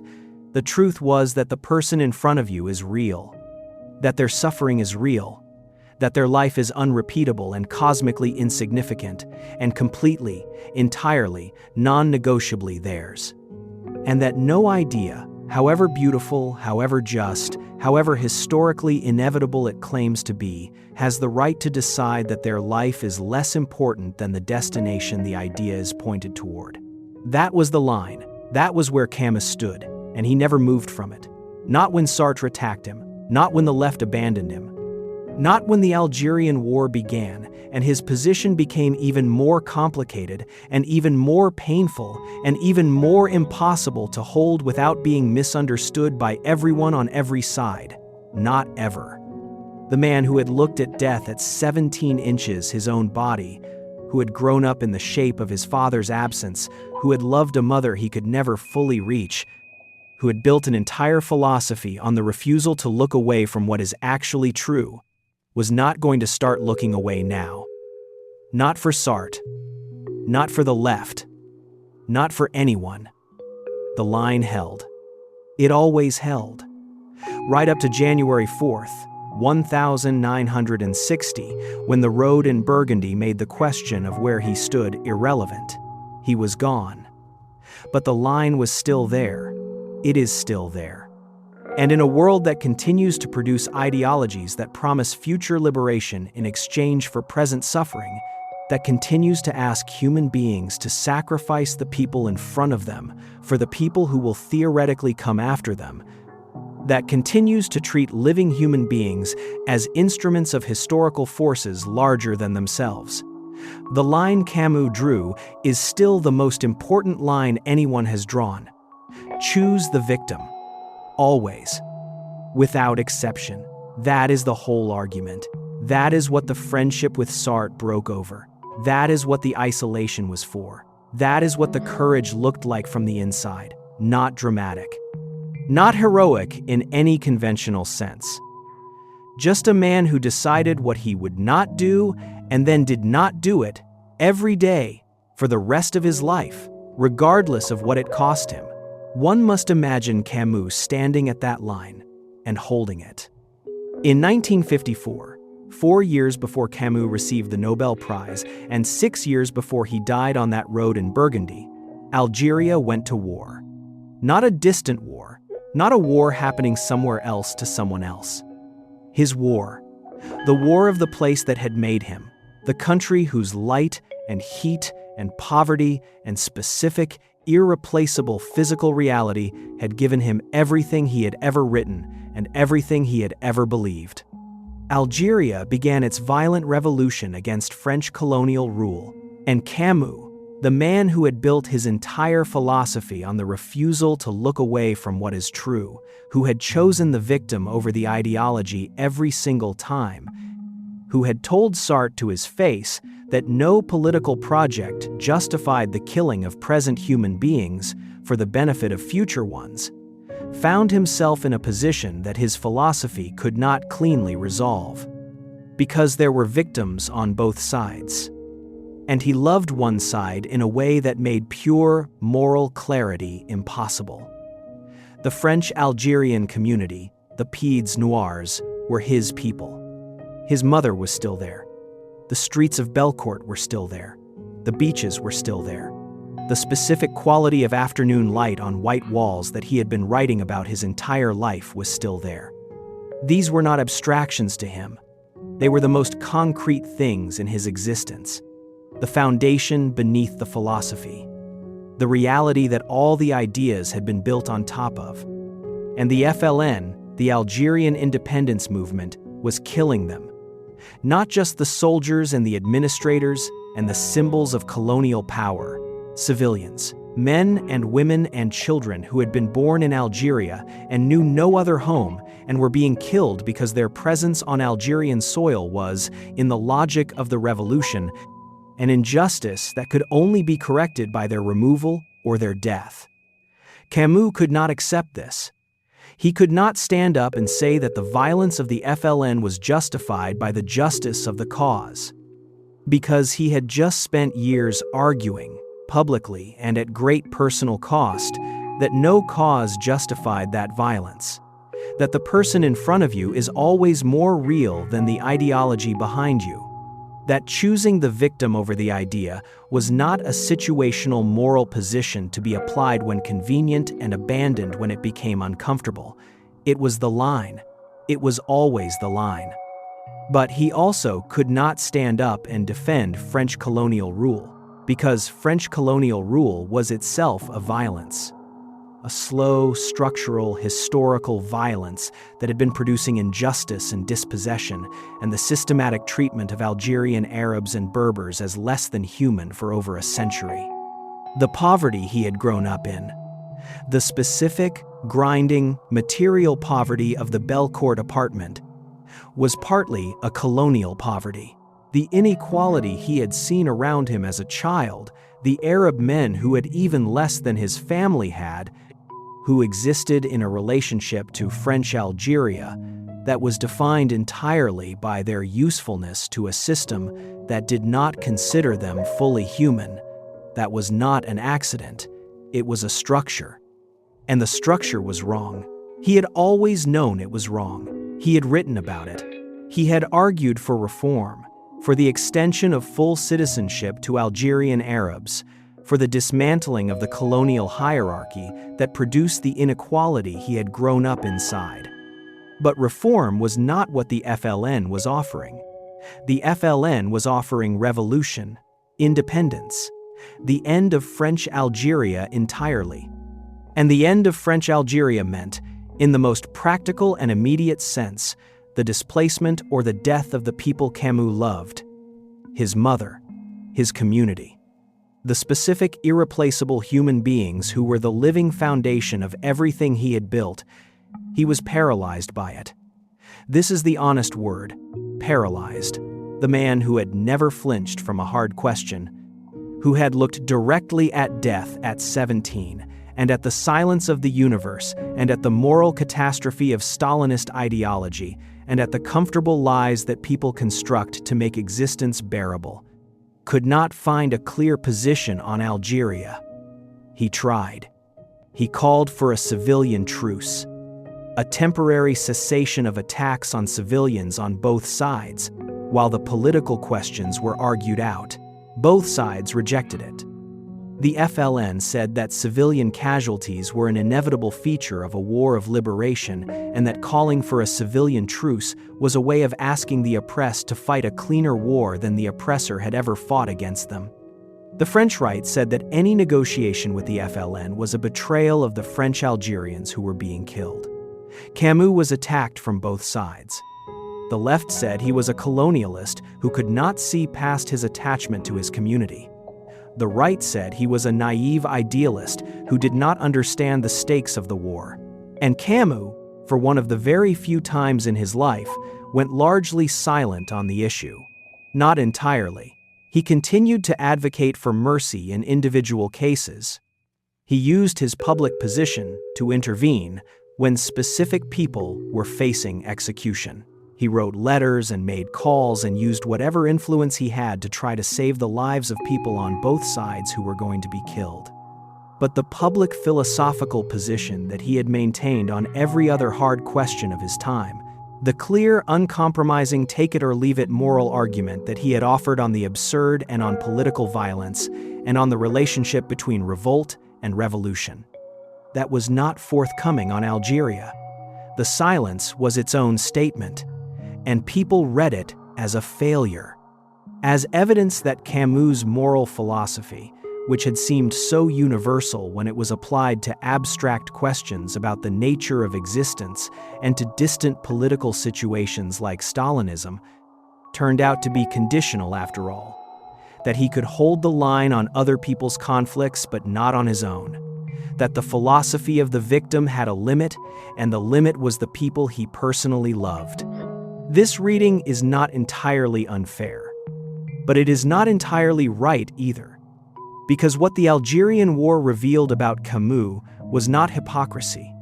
It was something more human and more painful than hypocrisy. It was the discovery that the philosophy, however honest and however carefully built, could not fully account for the specific, irrational, unchosen weight of love. That you can build a moral framework that holds in every theoretical case and still find, when the theoretical becomes personal, when the people dying are your people, that the framework does not tell you what to do. That it tells you what is true, but not what to choose, when every available choice involves betraying something real. Camus loved Algeria. He loved it the way you love the place that made you. Not with the measured, qualified affection of a man who has examined his attachment and found it reasonable. With the unreasoning, physical, total love of a person for the specific ground they grew up on. And that love was, in the context of the Algerian War, a moral complication that his philosophy had not fully prepared him for.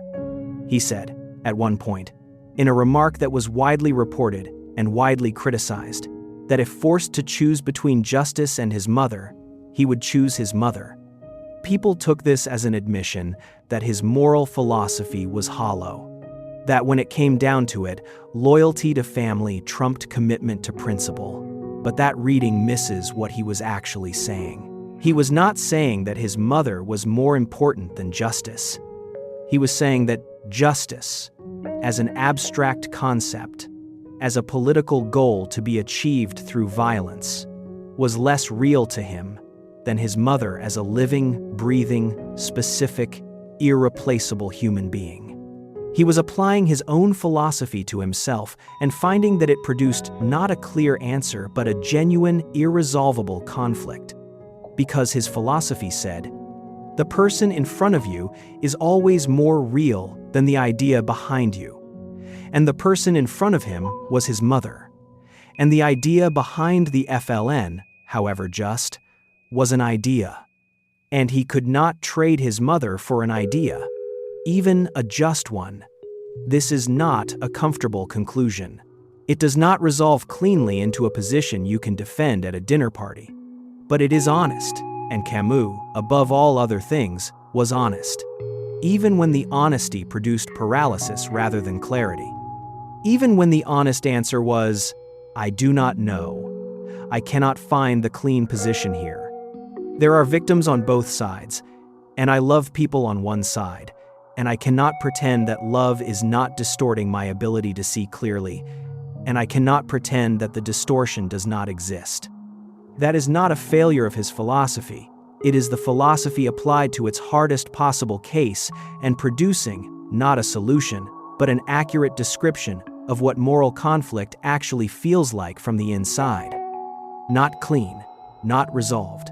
A genuine, painful, irresolvable tension between things that are all real and all matter and cannot all be honored simultaneously. Meanwhile, the Nobel Prize arrived. In 1957, He was 43, the youngest French writer ever to receive it.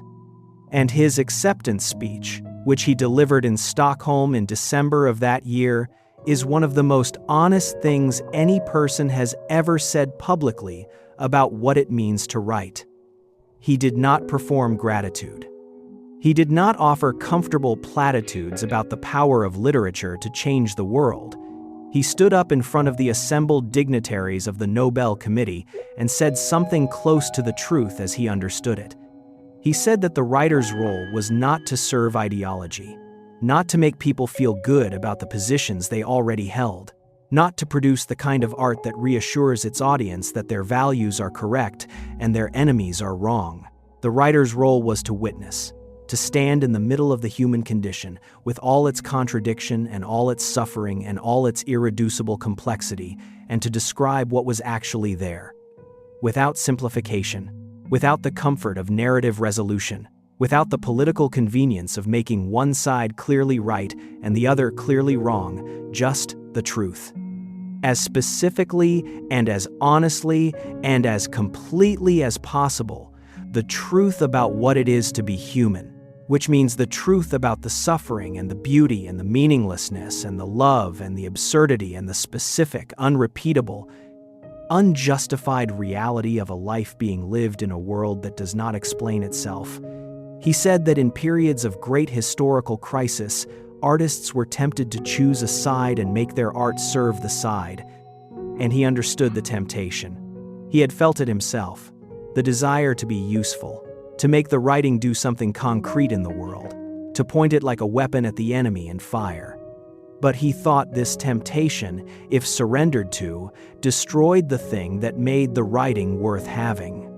Because the moment art becomes a weapon in a political argument, it stops being a witness and starts being a prosecutor. It stops trying to describe what is true and starts trying to persuade people of a position.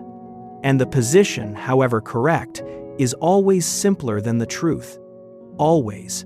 The truth is always more complicated, more contradictory, more resistant to the clean narrative of good against evil than any political position can accommodate. And the writer who trades the complicated truth for the clean political narrative has not made a choice between art and activism. They have made a choice between honesty and usefulness, and decided that usefulness mattered more. Camus was not willing to make that trade. Even on Algeria, even when the silence cost him, even when the people he most wanted to reach were demanding clarity, he could not honestly provide. He would not simplify what was not simple. He would not pretend to a certainty he did not have.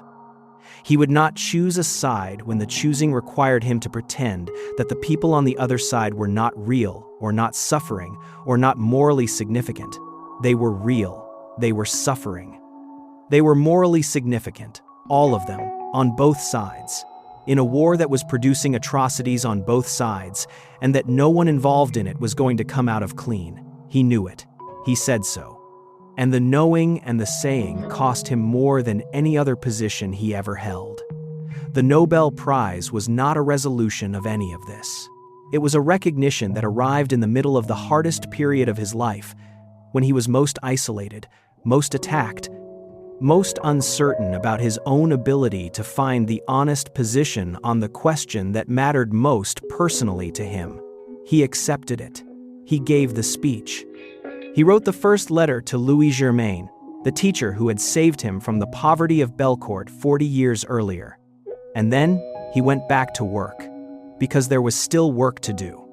There was still the first man to write, still the return to Algeria to attempt in imagination, since the actual Algeria was becoming impossible.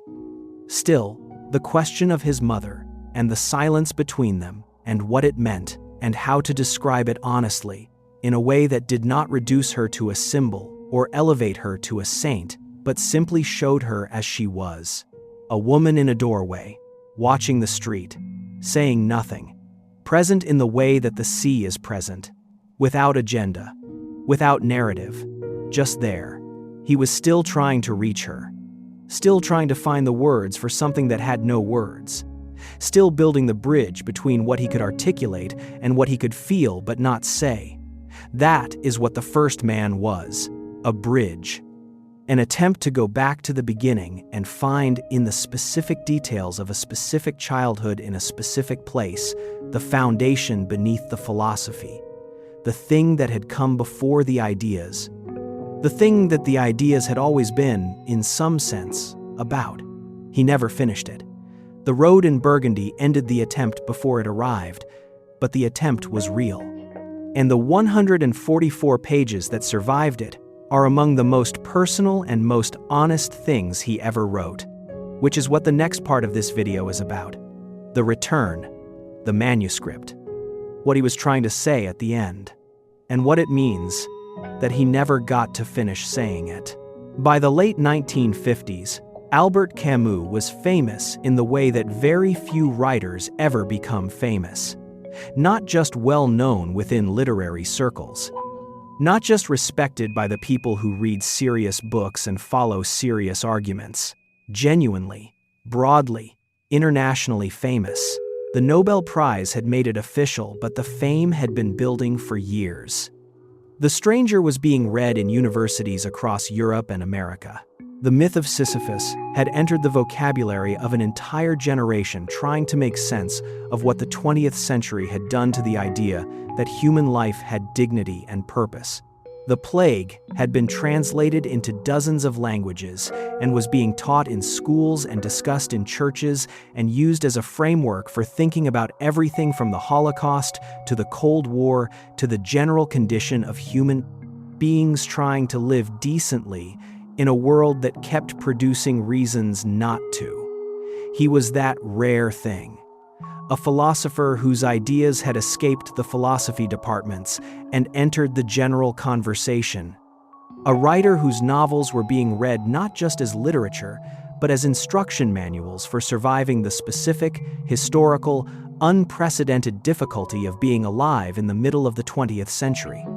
And he was miserable.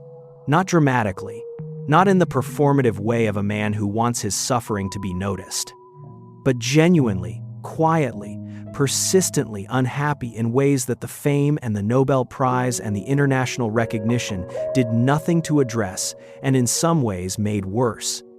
The argument with Sartre had left a wound that did not heal. The isolation from the French left, which had been his natural intellectual community, meant that he was surrounded by admirers rather than by people who challenged him in the way that genuine intellectual friendship requires. He had become, in the eyes of much of the world, a monument, a finished thing. A philosopher whose ideas were complete and whose position was established and who existed now primarily to be celebrated and quoted rather than to be argued with and pushed and made more precise by contact with genuine opposition. He hated it. He had never been comfortable with the idea of himself as a finished thinker. He had always understood his philosophy as a process rather than a product, as something he was still inside, still building, still revising in response to what life kept showing him that he had not previously understood.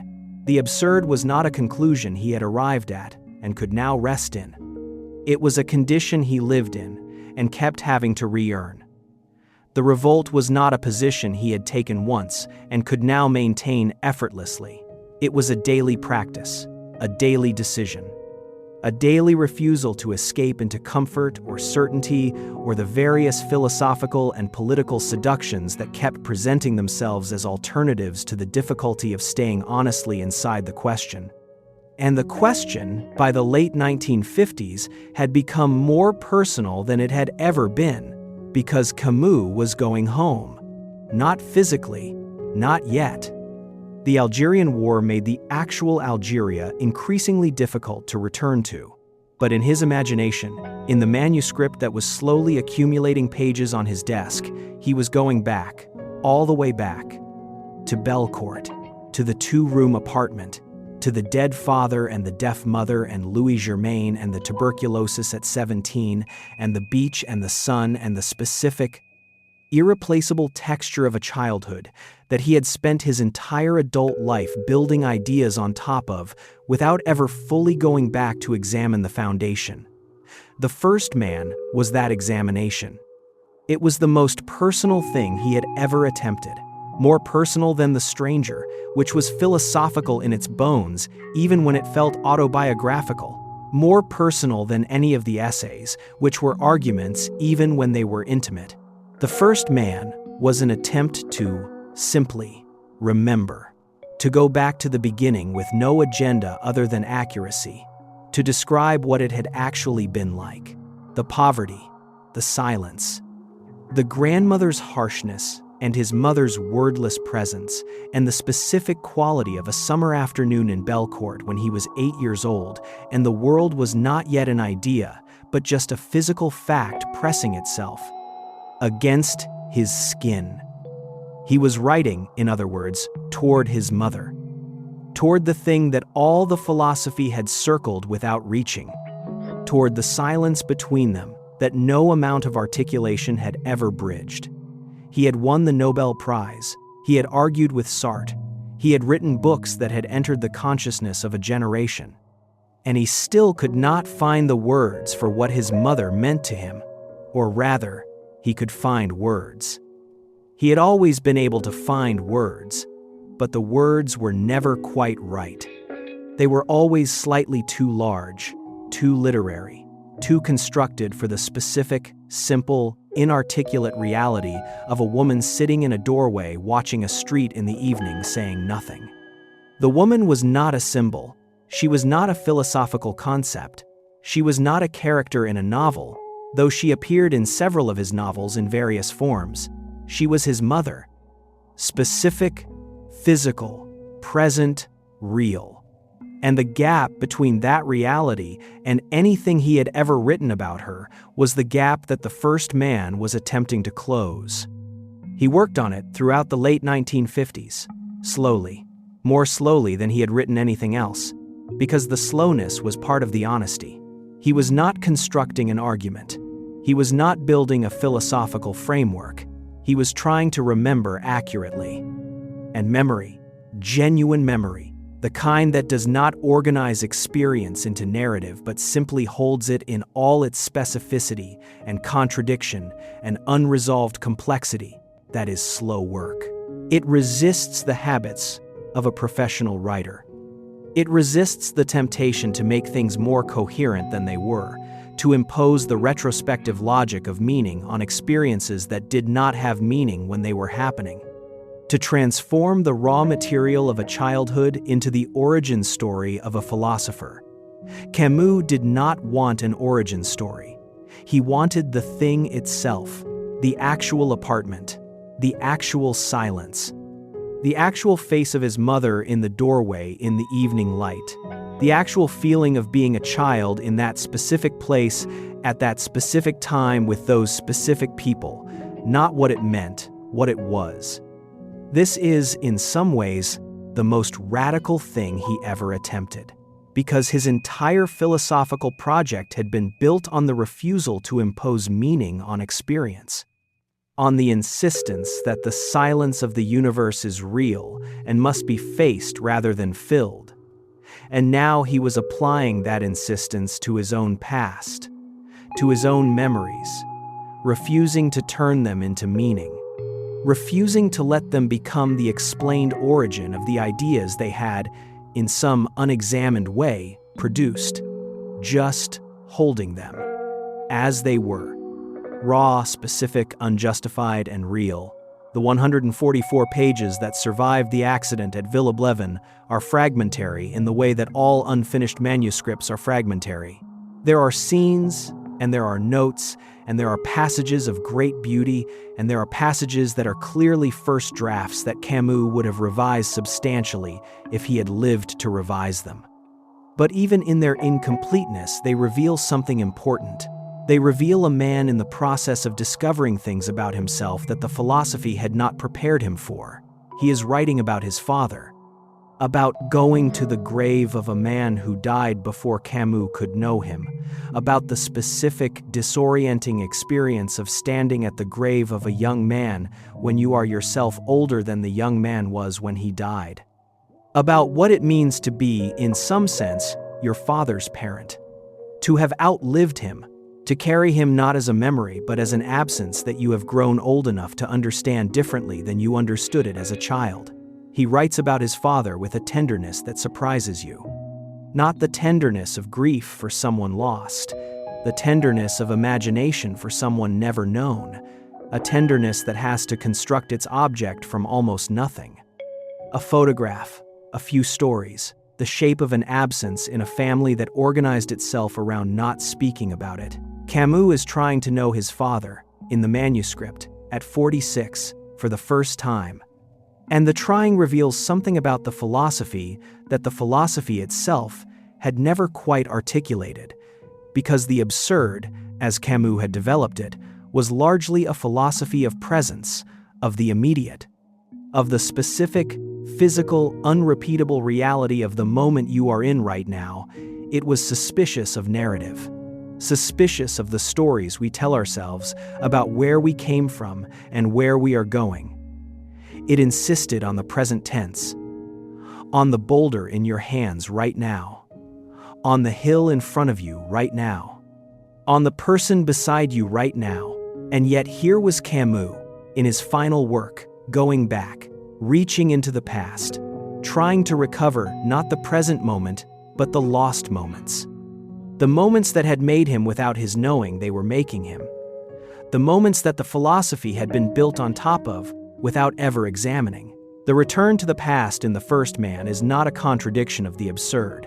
It is its deepest application. Because the past, honestly remembered, without the distortion of retrospective meaning, without the imposition of narrative logic, is itself a form of presence, a form of the immediate. A form of saying, this happened, specifically, to a specific person in a specific place at a specific time.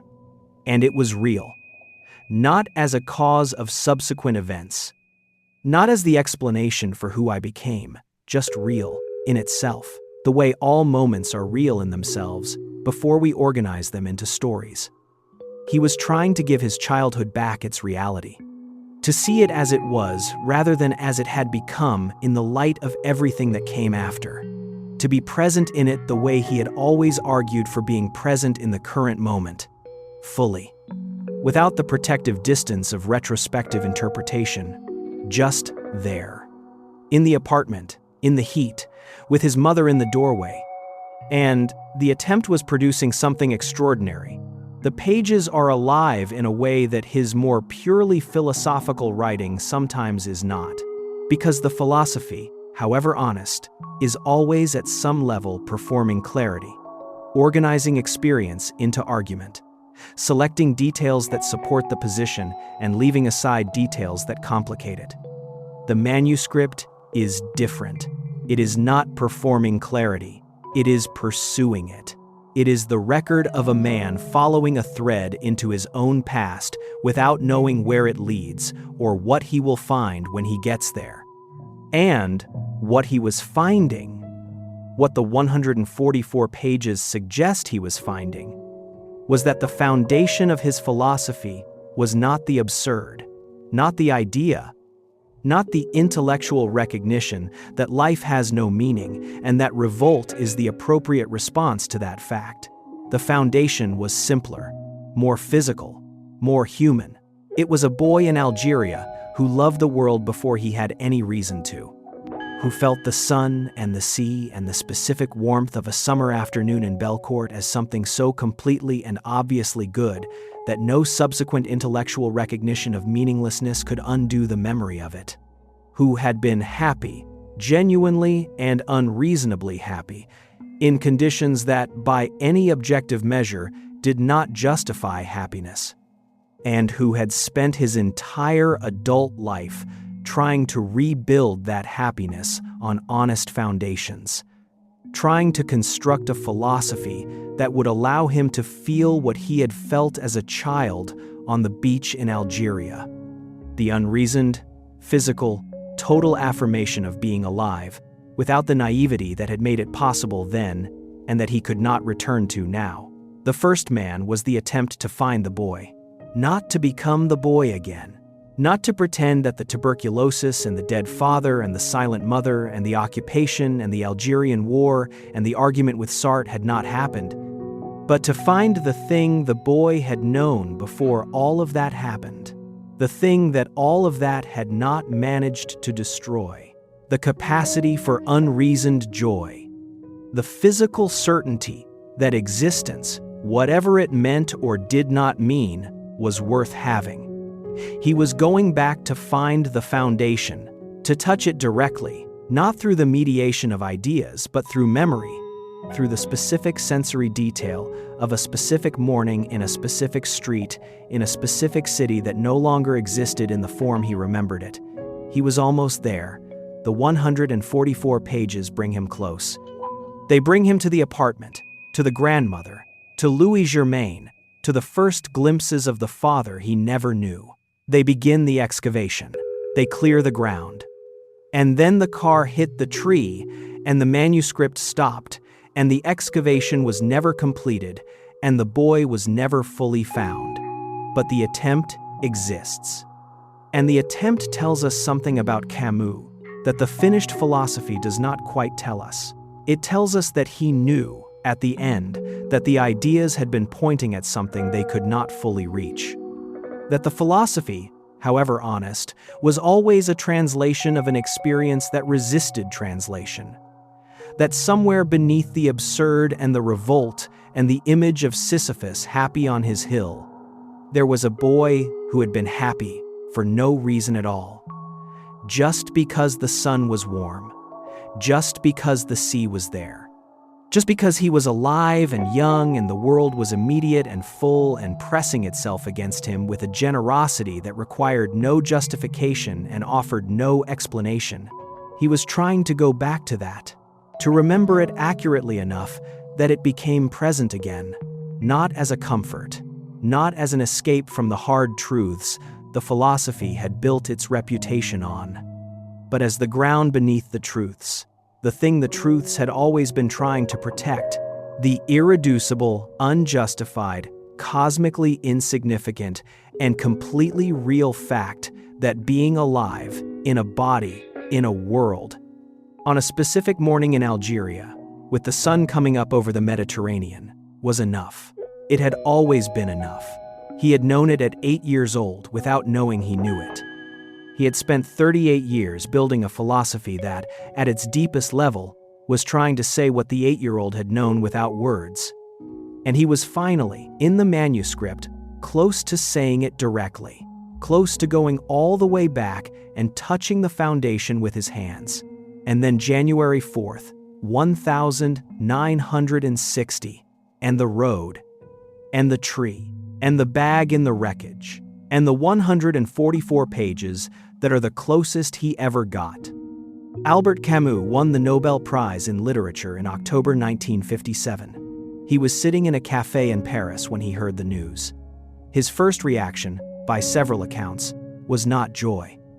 It was something closer to discomfort, a kind of quiet, genuine unease at the weight of what had just been placed on him, not false modesty. Not the performed humility of a man who has spent years angling for exactly this and now feels obligated to pretend he did not want it. Genuine unease. Because Camus understood, better than most people who receive large public honors, what the honor was actually doing. It was finishing him. It was placing a frame around him. It was saying, here is a complete thing. Here is a thinker whose work is done, whose position is established, whose ideas have been assessed and found valuable by the most prestigious literary institution in the world. Here is the monument. Come and look at it. And Camus, who had spent his entire life insisting that he was not a finished thing, that the philosophy was a process and not a product, that the questions he was asking were still genuinely open and he was still genuinely inside them, found the framing suffocating. He was 43 years old. He felt, in some ways, that the most important work was still ahead of him. The first man was not yet written. The return to Algeria, in imagination, if not in physical fact, had not yet been attempted. The thing he had been circling his entire career. The direct, unmediated encounter with his own origins, with his mother, with the specific ground that had made him, had not yet been faced. And now the world was declaring him finished, complete, worthy of being celebrated rather than challenged. He accepted the prize. He gave the speech in Stockholm that December, which was as honest and as unperformative as anything he had ever said publicly.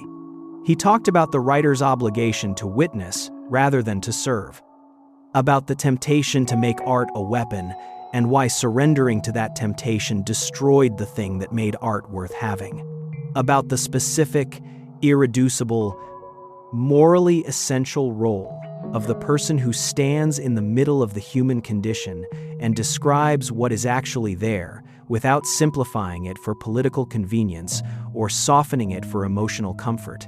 He said that the writer is not a judge, not a prosecutor, not an advocate for a position. The writer is a witness, and the witness's only obligation is accuracy. To see clearly, and to report honestly, and to resist, at every point, the various pressures that push toward simplification, toward the clean narrative, toward the comfortable version of events that serves someone's agenda but does not serve the truth. It was a remarkable speech.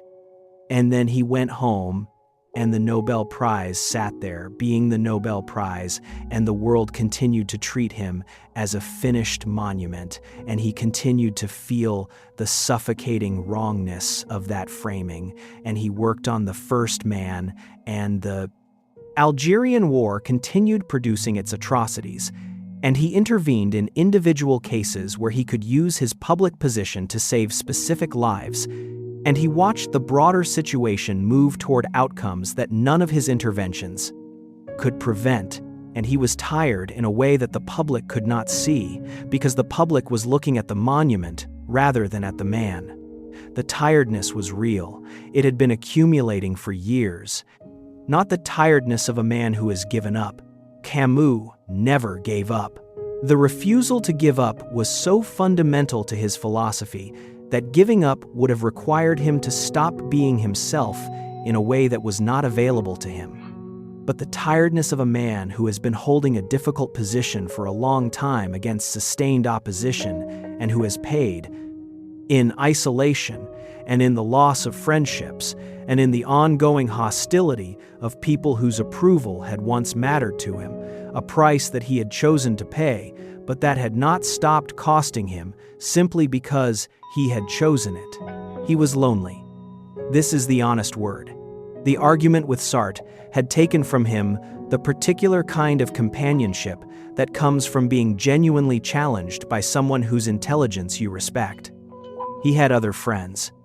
He was not without warmth or company or people who cared about him. But the specific intellectual companionship, the experience of being in a room with someone who was as serious as he was and as committed to honest thinking and who would push back against his positions with enough force to make him sharper, that had been largely taken from him by the political divisions of the 1950s. He had become too famous and too controversial to have that kind of relationship easily. The famous are always surrounded by people who want something from them. Admiration or association, or the reflected prestige of proximity to someone the world has decided matters.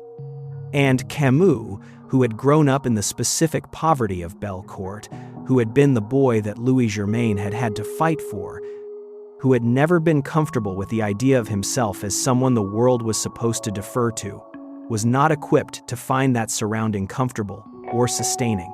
He missed Algeria.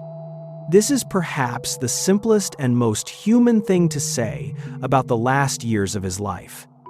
He missed the place that had made him. He missed the light and the heat and the sea. He missed the specific physical reality of a landscape that Paris, for all its intellectual richness, could not replicate or replace. He missed his mother, who was still there, still in Algiers, still sitting in the doorway of whatever apartment she was in by then, still watching the street in silence, still present in the wordless, enduring way that had always been her particular form of being in the world. He could visit, he did visit, but the visits were complicated by the war and by the political impossibility of his position and by the sense that the Algeria he was visiting was not quite the Algeria he was missing. That the Algeria he was missing existed now primarily in memory and in the manuscript he was slowly building toward. The France of the late 1950s was not an easy place to be, Albert Camus. The Algerian War was dividing French intellectual life along lines that left almost no room for the position he held. The left wanted commitment to Algerian independence. The right wanted commitment to French Algeria. Camus wanted honesty about the fact that both sides were producing atrocities and that the people dying on both sides were real, and that no ideology, however just its ultimate aims, authorized the killing of civilians. He was too complicated for the moment, too unwilling to simplify, too committed to the specific, immediate, irreducible reality of individual human lives to fit into either of the narratives that the war was generating, and so he was attacked from both sides. Condemned as a colonialist by the left, dismissed as naive by the right. Used, selectively, by various factions who quoted the parts of his philosophy that served their argument and ignored the parts that complicated it. He continued to write letters, to make calls, to use whatever access his public position gave him to intervene on behalf of specific people who were facing specific violence. A man condemned to death in Algeria whose case Camus thought was unjust, a family threatened because of their political associations. Individual human beings in individual circumstances whose lives were at risk, and whose risk Camus could sometimes, not always, reduce through the use of his name. This was the philosophy in its most practical form. Not the abstract argument about the absurd, not the theoretical framework of revolt, just a man using what he had. A famous name, a public platform, access to people in positions of power, to try to prevent specific human beings from being killed, one person at a time, without heroism, without ideology, without the conviction that the interventions were going to change the broader situation, or that history would reward the effort, or that the work was pointed toward a destination that would make it meaningful. Just, this person, today, is going to die unless someone intervenes. I can intervene. I will intervene. The boulder will come back down tomorrow. I will push it again tomorrow. Tonight this person does not die. That was the practice. That was Sisyphus as a political actor. And it was, in its quiet, unheroic, daily, unjustified insistence on the value of individual lives, the most complete expression of his philosophy that he ever produced. More complete than any of the books. Because the books were arguments. The letters and the phone calls and the interventions where the argument lived were the proof, in the most direct possible sense, that he meant what he had written. That the philosophy was not a performance of moral seriousness, but an actual moral practice that he applied to actual situations with actual consequences. He was not always successful. People he intervened for were sometimes killed anyway. The broader situation moved toward outcomes he could not prevent and would not, because he refused to simplify his position, be credited with trying to prevent. But he kept doing it. Right up to the end. Because it was the only honest thing to do. Because the alternative, stepping back, accepting that the situation was too complicated and too large and too historically determined for individual intervention to matter, retreating into the clean position of the man who has understood the problem and declared it unsolvable, was the one thing his philosophy made impossible. You do not get to step back. You do not get to decide that the boulder is too heavy today and rest at the bottom of the hill while other people are dying. You push, not because pushing wins, Because pushing is what you do when you have decided that the people in front of you are real and their lives matter, and your capacity to act is not nothing, even when it is not enough.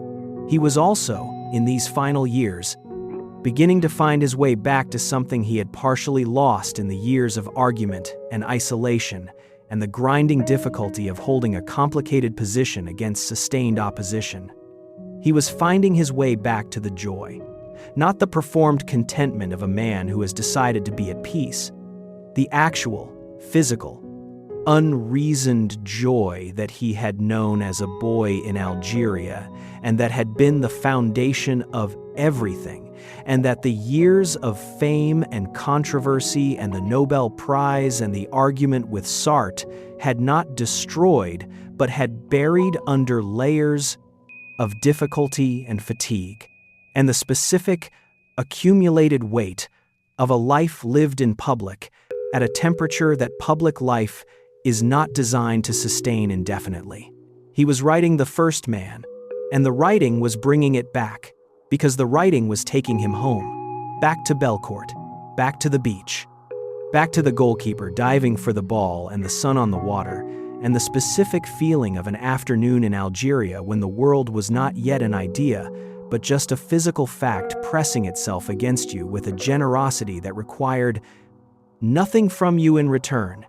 He was remembering the happiness, not constructing it, not arguing for it, remembering it, feeling it again in the act of writing toward it, with the specific immediacy of genuine memory rather than the mediated quality of retrospective interpretation. And something was loosening. Some knot of fatigue and isolation, and the particular sadness of a man who has been famous for the wrong reasons and misunderstood for the right ones, and who has spent years being treated as a finished monument when what he was a living person still inside his questions.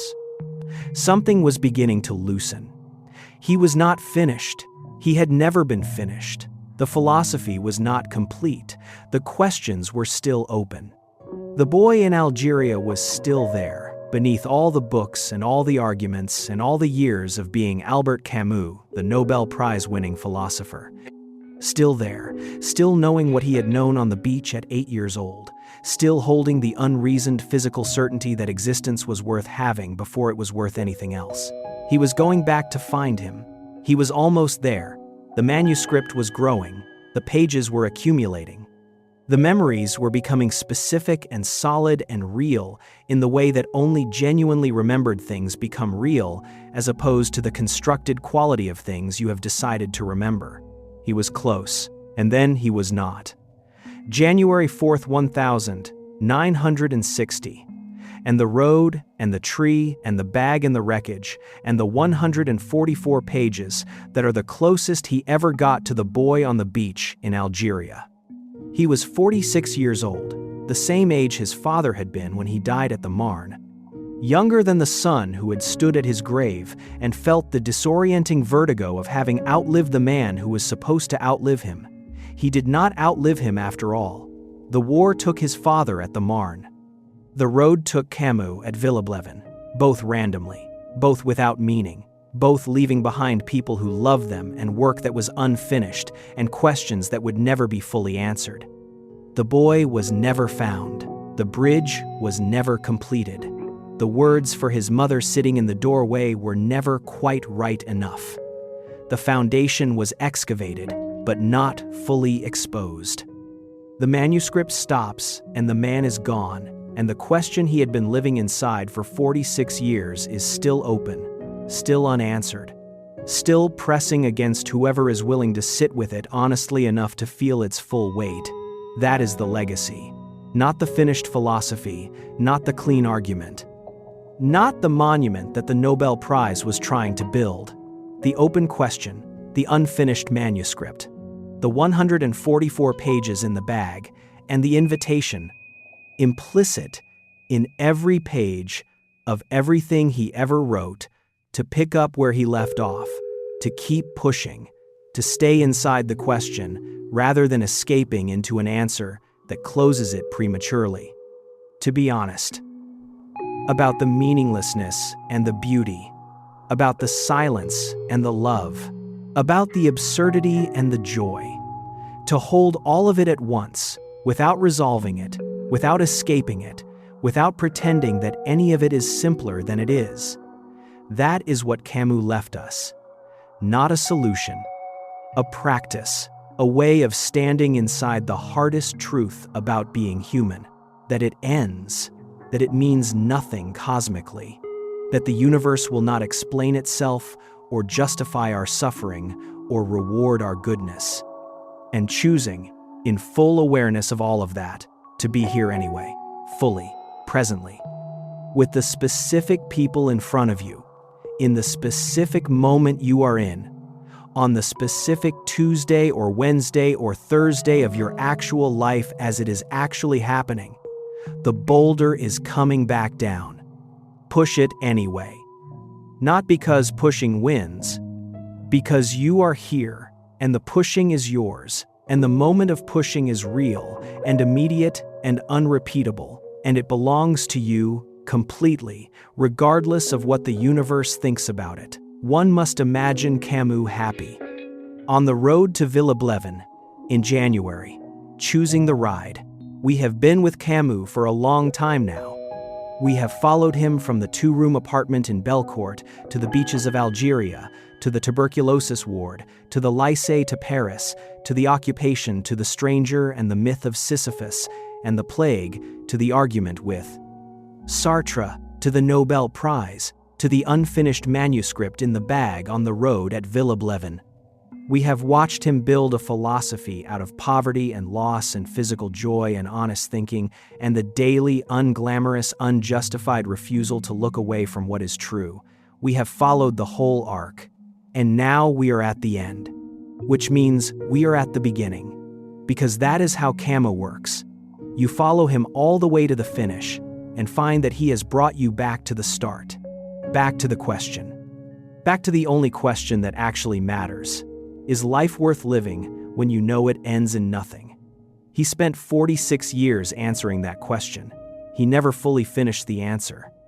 And the unfinished answer is, in some ways, more honest than a finished one would have been.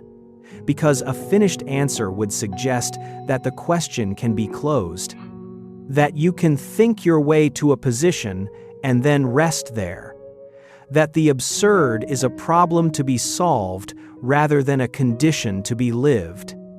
And it is not a problem to be solved. It is the condition of being human. It is what you are in, whether you think about it or not, whether you have read Camus or never heard of him, whether you are a philosopher or a construction worker or a student or a parent or a person lying awake at 3 a.m. wondering what any of it is for.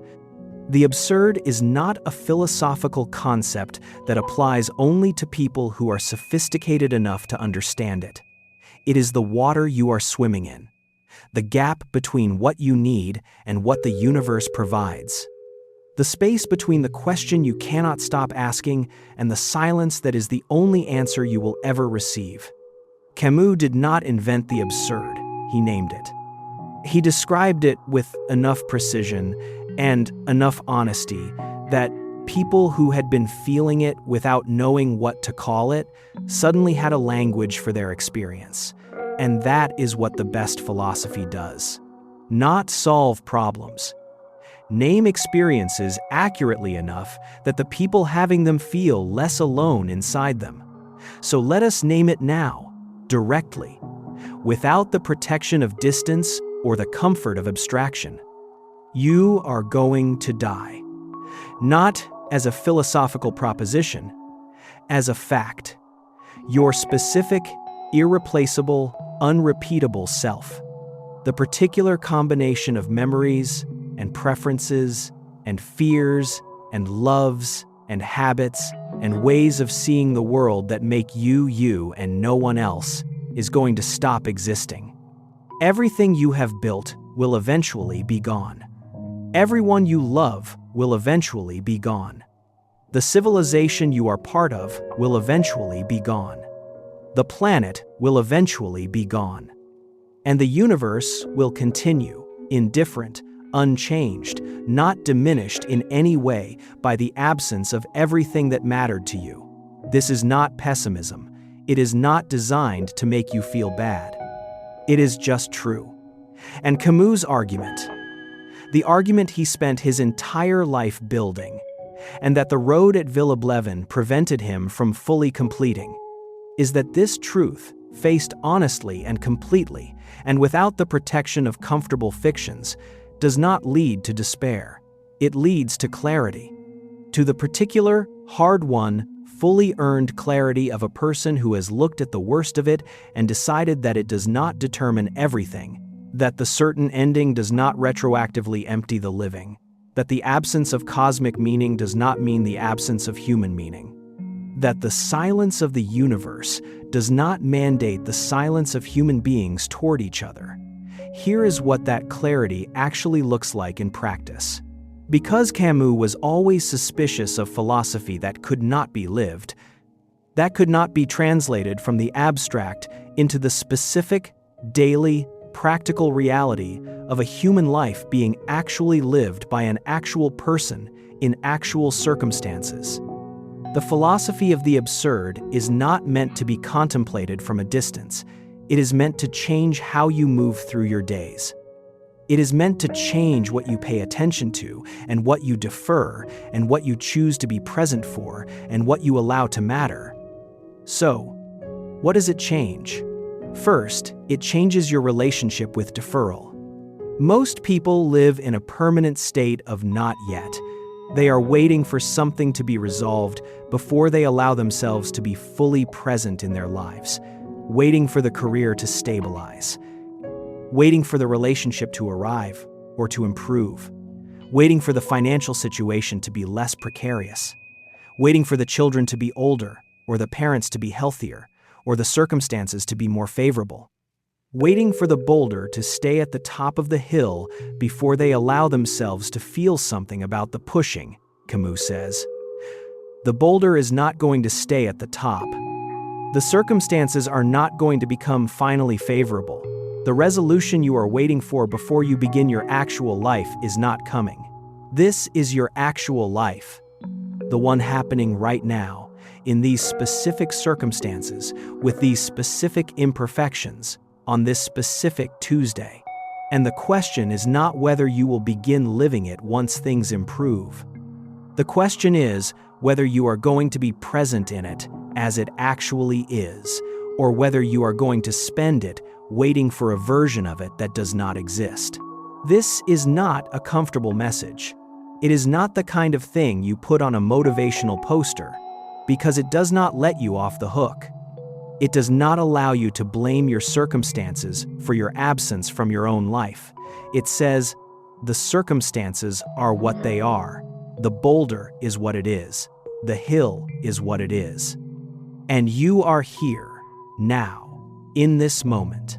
And the moment is fully real and fully yours, regardless of whether it is the moment you would have chosen if you had been given a choice.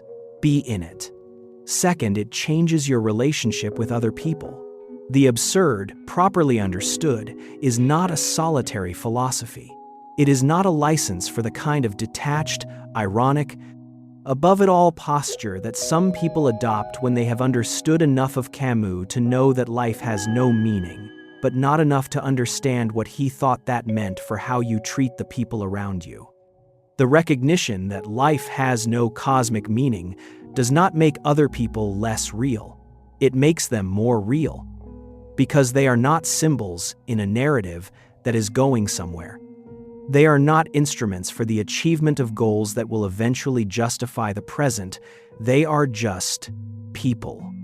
Specific, irreplaceable, unrepeatable people who are in the same situation you are in, who are also going to die for no reason, who are also getting no explanation, who are also pushing boulders up hills in the full knowledge that the boulders will come back down, and that recognition, if you let it fully land, if you do not look away from it, if you sit with the full reality of another person's shared absurdity, rather than retreating into the comfortable abstraction of humanity as a concept, rather than as a collection of specific, suffering, occasionally joyful individuals, That recognition generates something.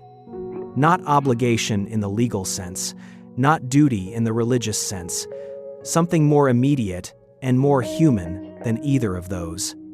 Something closer to what Ryu felt when he showed up at the hospital every day during the plague. Not heroism, not sacrifice, not the performance of moral seriousness. Just the simple, direct, human response to another person's suffering when you have the capacity to help and you have decided that the person in front of you is real. Show up. That is the whole of it. Show up for the people in front of you. Not because the universe is keeping score. Not because history will reward it. Not because God is watching. Because they are there and they are real. And their suffering is as unjustified and as genuinely painful as yours, and the choice to ease it rather than ignore it is available to you right now without any cosmic authorization required. Third, it changes your relationship with joy. This is the part that surprises people most when they encounter Camus for the first time. They expect the philosopher of the absurd to be grim, to be the man at the party who cannot stop pointing out that everyone is going to die. And Camus is not grim.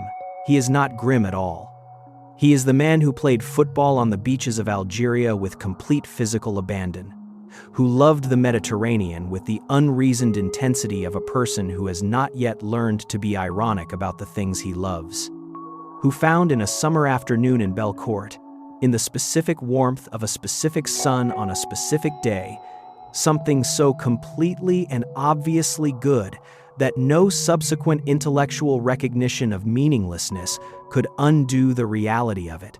The absence of cosmic meaning does not make joy less real. It makes it more precious, because there is no backup. There is no version of this afternoon that happens again in some better realm where the meaning is finally supplied and the joy is finally justified. This afternoon is it. This specific, unrepeatable particular afternoon is the only one of its kind that will ever exist. And the sun is warm, and the people you love are here. And the food is good, or the music is good, or the work is going well, or you are simply sitting somewhere quiet, and the world is pressing itself against you with a generosity that requires nothing from you in return, and asks only that you notice it. Notice it. That is the whole instruction. Be present enough to notice the specific, unrepeatable, unjustified good of the specific moment you are in, not because it lasts, because it is here now, and here now is all there ever is, and the failure to be present in it is a waste that the universe will not reimburse you for later. Fourth and finally, it changes your relationship with meaning itself. Because the point is not that nothing means anything. The point is that meaning is not handed down from above. It is not a property of the universe that human beings discover if they look hard enough. It is something that human beings make, in the choices they make and the relationships they build and the work they do and the way they treat the people around them and the specific, daily, unjustified, but completely real decisions about what to pay attention to and what to care about and what to refuse to accept and what to fight for, even knowing that the fighting will not produce permanent victory because nothing produces permanent victory. You make the meaning, not from nothing, from the raw material of your actual life, from the specific circumstances you find yourself in, and the specific people you find yourself among, and the specific capacities you happen to have, and the specific moment in history you happen to inhabit. You take all of that, all of the unchosen, arbitrary specificity of your actual situation, and you make something of it.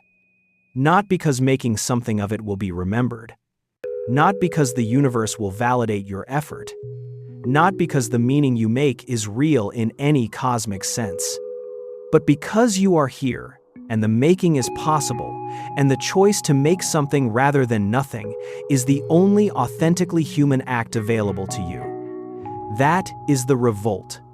That is what Camus meant by revolt. Not anger, Not rebellion in the political sense, though it can include that. The daily, conscious, deliberate refusal to let the absence of cosmic meaning become the absence of human meaning. The insistence on making something, building something, loving someone, resisting cruelty, showing up, pushing the boulder, not because it stays up, because the pushing is yours. Now, we have followed Camus all the way to here. And here is where the video ends and where your part begins. Because Camus did not finish the thought. The 144 pages in the bag are the closest he got, and they are not finished, and they were never going to be finished in the sense of arriving at a clean conclusion, because the thought itself does not have a clean conclusion. The thought is a life. It is the life you are living right now. It is the specific, unrepeatable, unjustified, cosmically insignificant, and completely real life that is happening to you right now as you listen to this.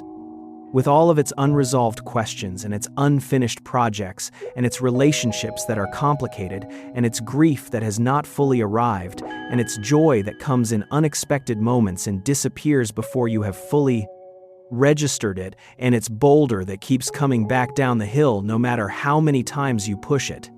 That life, your life, that is where the thought continues.